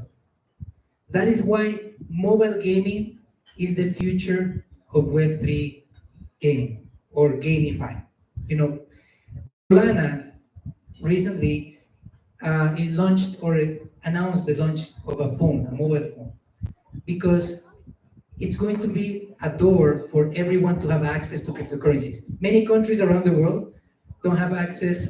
Let's say people don't have free access to banks or, let's say, Western Union, or means to send, let's say, cryptocurrencies or money or save money. But everybody has a smartphone, and that is why it's so important for Web3 companies, protocols to focus on this mobile gaming. That's why you see so much money getting into the space. So 91% of the global population have a smartphone. Imagine 91%, everybody has a smartphone. And that is why it's so crucial. Next slide. So Web3 gaming will be the new normal. So no more play to earn buzzword, because all of you heard about the play to earn. Unfortunately, I said unfortunately because it is a great company, the one who's failing, but Axie Infinity right now is going through trouble. They have the money to cover for these losses, but the problem is that the Web3 gaming or GameFi experience is not good enough. It's not fun. And when you play a game, you don't play it as a chore. How many of you want to wash dishes? Well, I like it. I wash dishes at home. But imagine, that is a chore. And if you are playing Axie Infinity as a chore, that is not a game. It's work. And in the Philippines, people were using Axie Infinity as a means of income. And that was the problem. The problem was that the bear market arrived and the cryptocurrency's value went down. Many people saw themselves that no need to play Axie Infinity anymore. Why? Because it is not fun and I'm not making money. So the Web3 gaming experience is going to be different, because it's not going to focus on play to earn. Because play to earn, you can call your job. That's play to earn. You're playing in the laptop, putting numbers inside, you're earning.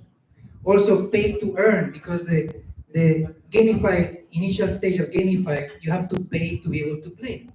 And now, of course, now there are free to play apps, but the experience is still not good enough. So next slide, please. So what is Web3 gaming? In other words, it's decentralized gaming, but what does it include? Activities of a gaming ecosystem, ownership of a gaming assets, and decision making is going to be decentralized. And that is the wonderful thing about Web3, that it should be decentralized. So that means that you as a player, the more you play, imagine if you were in my times like Counter-Strike, you used to play Counter-Strike. Would you play Counter-Strike? Yes. So imagine you have your score, your high score, and because you're so good at Counter-Strike, the platform itself incentivizes you, gives you the power to decide on what to improve or what is the next move or update in the game forever, not until the Counter-Strike 2 comes along. So that is the power of Web3 gaming, that is immutable and it's forever. Imagine you play today, just imagine any game, let's say Bugs Bunny game that is a Web3 game, and you play it today, 10 years from now or 20 years from now, your children will see how much progress you made in the same game, but with better graphics and better experience. That's cool, no? That is the power of Web3. That is the future of GameFi. It's going to be a different experience. Next slide, please. So what is the focus now on Web3 gaming? Based on the previous experiences, the current state of the market, now gaming companies are focusing on sustainability. Sustainability because Axie Infinity found out that it was not a good business model to keep paying people, just to play the game because the platform needs also to have some, let's say, some revenue. The developers need to have some revenue, and the players need to have some revenue. But the whole incentive shouldn't be on the players to play because they get a salary, but of the experience, and that makes it more sustainable. If you like a game because it's more fun to play, you will play it regardless of the income that you receive, right? Right or no? Yes. You play Counter Strike for hours. You wasted your time. We're guilty. We're guilty for that. Imagine if we had gotten paid to waste our time. That's beautiful. Wow. But we didn't see it as a chore. We didn't say, another hour of Counter Strike. Let me kill this guy. No, you saw it like, oh, I cannot wait to finish my homework and go and play. That is the way, and that is what the focus is going to be on the experience. The experience of Web3 gaming is going to be at a different level, and it's going to be focused on your smartphone. So you will see different games coming up in the smartphones in the future, not recent future, but let's say not near future, but a little bit on the road, a little bit. We're still developing interoperability. That is very important because imagine you're playing a video game and then you have your assets. Oh yeah, I have an NFT here in this video game. I have my currency here in this video game, but I want to shift it and move it to another video game, and I cannot do it. So in the future, that's gonna be the focus. That Web3 gaming is going to be interoperable. It's going to allow you to move your assets from one game to another, and that's hot stuff. Now, something that I call the real value effect. The real value effect is that all of those tokens that you receive, NFTs that you receive, you're going to be able to use them to buy your groceries. That is real value effect. Imagine, you can buy your new shoes with something that you earn by playing a game. Today, there's a hurdle, and let's say, it's some things that you have to go through before you get access to that compensation, right? Next slide. So this is why these two companies are very important. They're not the only ones, but they're good. The Octopus Network and Near. All right, why? Let me explain, because that's what I do. I explain things in a simple way so you understand. Non-traditional gaming companies are going to enter into the gaming space, but how do they do it in Web3 if it's so expensive to develop your own blockchain? It's really expensive, right? Yes, it's very expensive. But the Octopus Network, for example, helps you to have your own blockchain for your own video game or for your own platform at a fraction of a cost with cheaper, let's say, cheaper transaction fees, more security, more speed. You don't have to think about developers and security and safety because they will be providing that to the Octopus Network.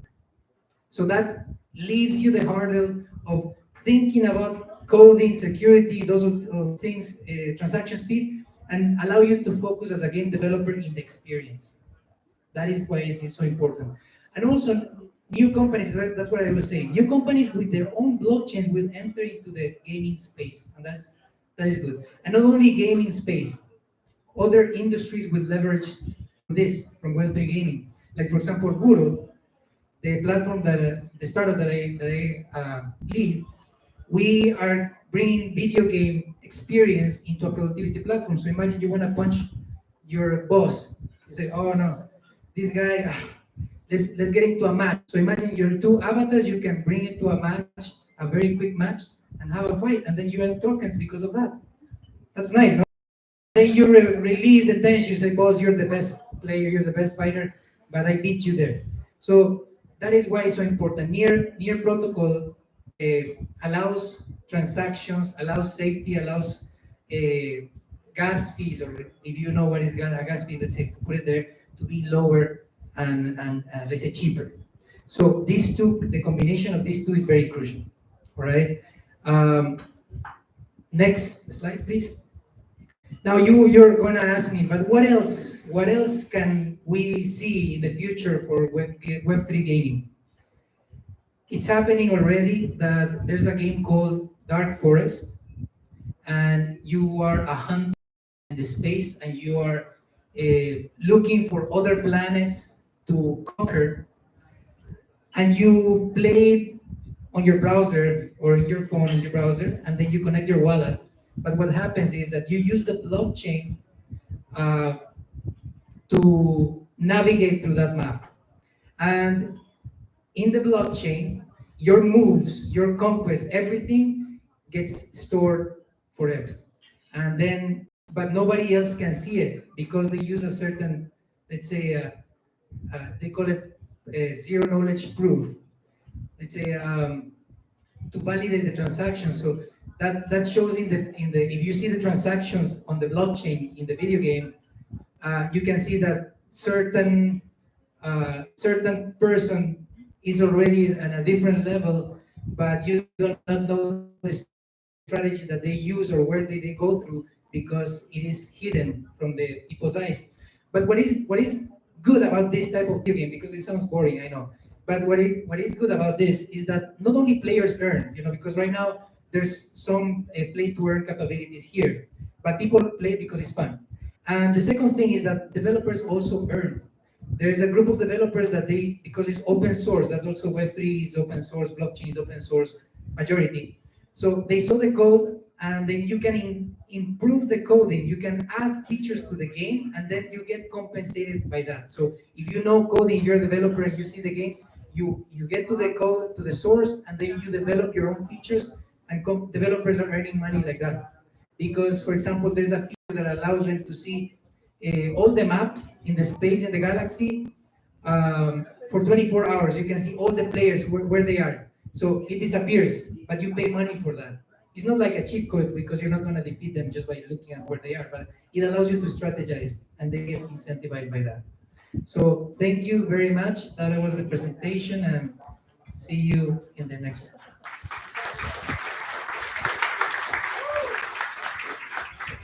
Wow. Aren't we inspired and hopeful? Because okay, so that's what happened to Axie Infinity. What's gonna happen to us now? We wanna play games. Senor Sanchez here enlightened us that there's actually a future in GameFi. So that goes to all of you Filipinos, wherever you are. The 10 million outside the Philippines, we export people, right? That's our main export. In the Philippines, what do we export? We export people. We send them to in the provinces of Africa. We send them. That's our main, commodity. Right? So if you're a Filipino stuck by COVID in some third world country to provide for your family, you can start GameFi. So yeah, thank you. Muchas gracias. Ano pala yun, bubble gang pala yun, there's this sitcom, and they have this muchas gracias where homeless people talk to each other in jokes. So pun intended. Muchas gracias. It was like a classic what do you call it? Series before. So no offense to the Spanish-speaking community. So but once again, thank you. Aren't we grateful to Mr. Sanchez? There you go. It does make sense, you've got proof of work in the blockchain space. We have yet to see the use cases of different blockchain application. And who knows, you have proof of history, proof of work, proof of state, proof of workout, which is my, health base, right? Proof of workout. So no pain, no gain, right? But in the GameFi, no pay, no gain. But I think that it requires some neuroscience, like adrenaline or dopamine rush motivation for people to, even if there's no pay, yes game. Even no pay, yes game. I want to play it, But that I think falls in the hands of the developers, such as Mr. Sanchez. So that's why these are the, in the I consider the crypto advent as the enlightenment era. Okay, reinventing how we can interact with each other, and then at the same time innovating as well. So that's why I have high regard for developers, because these are the virtual architects. Actually, the pantheons and all the basilica in Florence or whatever. But these are the, once again, virtual architects that we have. So I have high regards for them. Again, thank you very much. We have an intermission, Kuya. Please say just to spice up the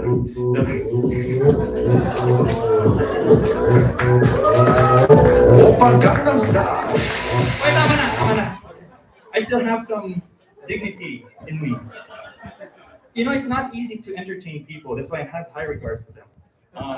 But that joke works. I'll probably put it on my Netflix special later on if someone discovers me. But not really. No. So let's proceed. Because we want to network with one another after this. So our next speaker is. Is it my notebook run out of battery? So I'm using my phone right now.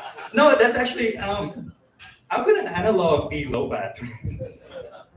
I'm losing my mind. Sorry, Aaron. That's why if you fire me, I'm gonna be a comedian later. So, whatever. Okay, so our next speaker is from Malaysia. So imported, right? Ooh, imported. Okay, good go. She's the M Nuts NFT Guild leader. She's also the council member of Aurora, Malaysia. I know that's Greek. Also, it's Greek to me. And council member for Near Malaysia. She's the co-founder of 69 NFT Marketplace. Please help me in welcoming Baron. Okay.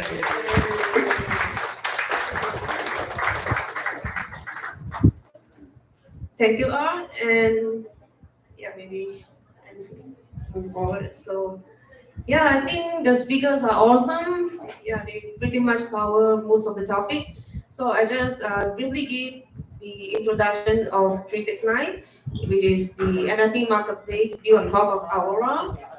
So our marketplace is focused on the utility part and the use case. And yeah, we are building our development on the launchpad and ticketing. Next slide, please.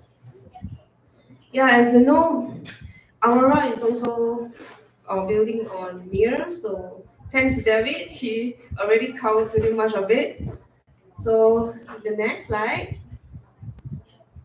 Yeah, and you may know or you may not know, Aurora.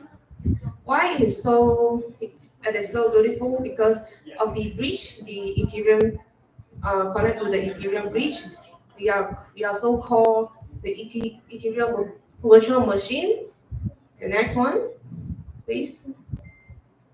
So basically, this is how it works in the chart. So the Aurora act as a bridge to connect the Near and also the Ethereum network. Next one, please. And yeah, this is our UI UX. I just want to show you guys how we look like and how to experience in 369. So this is the rainbow bridge button at the right top there. So the other one is the connect wallet button. So if you want to buy a collection or you want to create your own collection, you have to connect your wallet first, and you will see the MetaMask icon. Before that, you have to you have to add the Aurora network so that you can connect into our marketplace. The next one. So just now I have showed the button of the rainbow bridge. When you click to the rainbow bridge, it will direct you to this side, which is you can send your Ethereum token or Near token or vice versa. So the next slide, please. So if you have connected your wallet, so it will appear this like this in your profile. Yeah. So the next one. So if you want to create your own projects, NFT projects, you can create your collections like very simple, just very simple. You just click the create collection. The next. And you have to choose either you want to create a single one or multiple one. Next. Just fields of the description is required for your projects to make people more understand of your projects. So just click the create button and everything will be done. Next one. So we do have a few of the creators with votes already. Let me show you. Next one. So Souteast he's the first creator, and he's based in Texas. Yeah, very cool. And the project is very, very beautiful. They promote eco-friendly campaign, which is 20% of the sales will go to those projects like the eco-friendly campaign, something like that. The next, Teal Art. Yeah, he's selling digital art. Next one. This one also selling digital art. Yeah, very beautiful art piece. Yeah, and the next one. Yeah, this one's CK Lai. He's also an artist of promoting environmental topic. The next one. This one is our photographer. Next.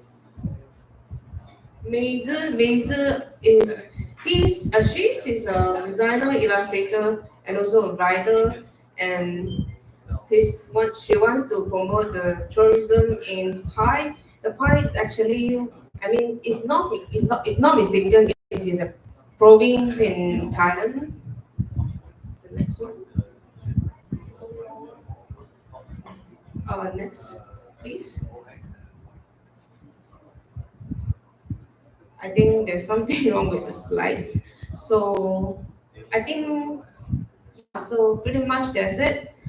But if you want to check on our website is called app.369.space, and the 6 is alphabet. It's SIX6. So that's all from my side. Thank you so much. Thank you, Barry. How do you say that? Xie xie, right? In Chinese? Xie xie ni. Yeah, okay, Mandarin. We're international here, by the way. Yeah, different planets, right? I'm from Uranus. Oh, sorry. To the moon, right? Yeah, okay, good. Okay, still the tongue. Yeah. Actually forgot my solar system.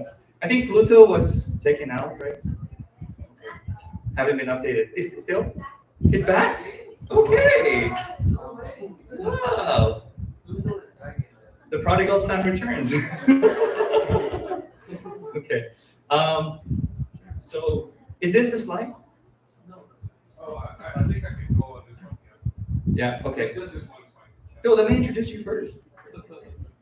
I'll introduce you later, or I'll text it to the reception. Okay. So I think, yeah, you're gonna the Octopus Network, right? Yeah. Okay, good. Okay, have it ready. So this person actually is, I don't know how to describe him because words cannot do justice. Yeah, because like this guy is super technical, but also he's super interpersonal. So like he's a phenomenon.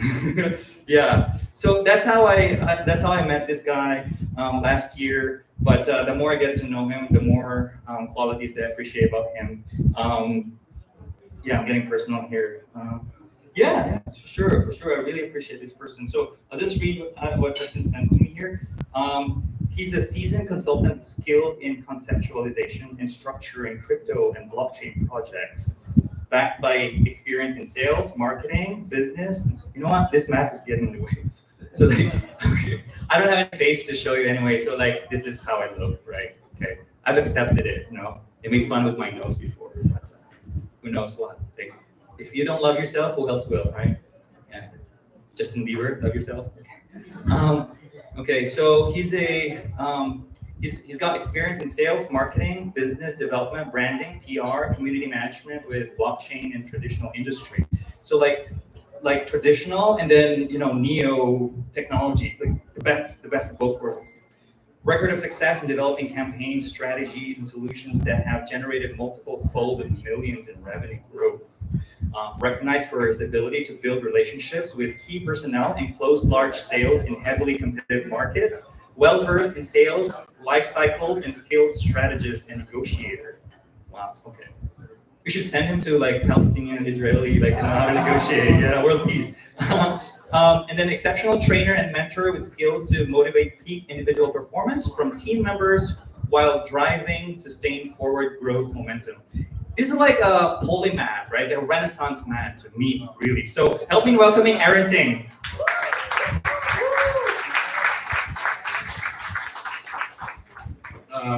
Thanks for the welcome, and really thanks for the fun night. Yeah, the great atmosphere they generate.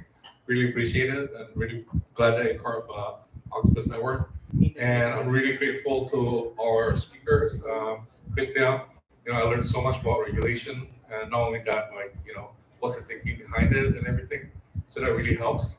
And also, we just recently got approved for a DLT license with in Dubai under DWTC.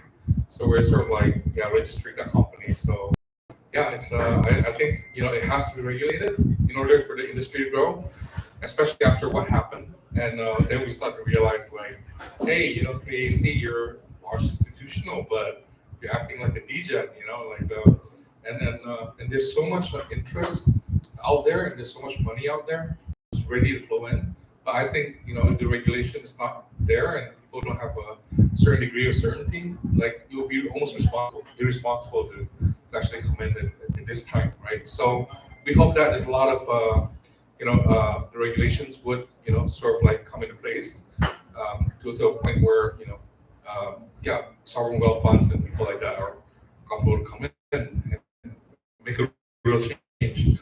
Now, this is probably my fourth or fifth time. The first time I was here is 2004. I know I'm old, I'm 43, but I was in the oil and gas industry. So when I was here, I was meeting Department of Energy, PNOC, and people like that. So it was totally different. And Manila was totally different. And back then I remember I went to Malate because I was young and looking for a bit of nightlife. Yeah, and it was good. It was good. But everyone was so hip hop, and I was looking for techno. So I was walking around Malate and asking for any place of techno music. And after the third person said "Oh yes sir, I know. Please follow me," and I followed, and went to this place. It's called Bad Boys, and anyway, so I paid, and I got 2 free drinks. And when they opened the door, it's a bunch of men with shirtless and just going around. And I was like, holy shit, there's no women in this place. This is weird.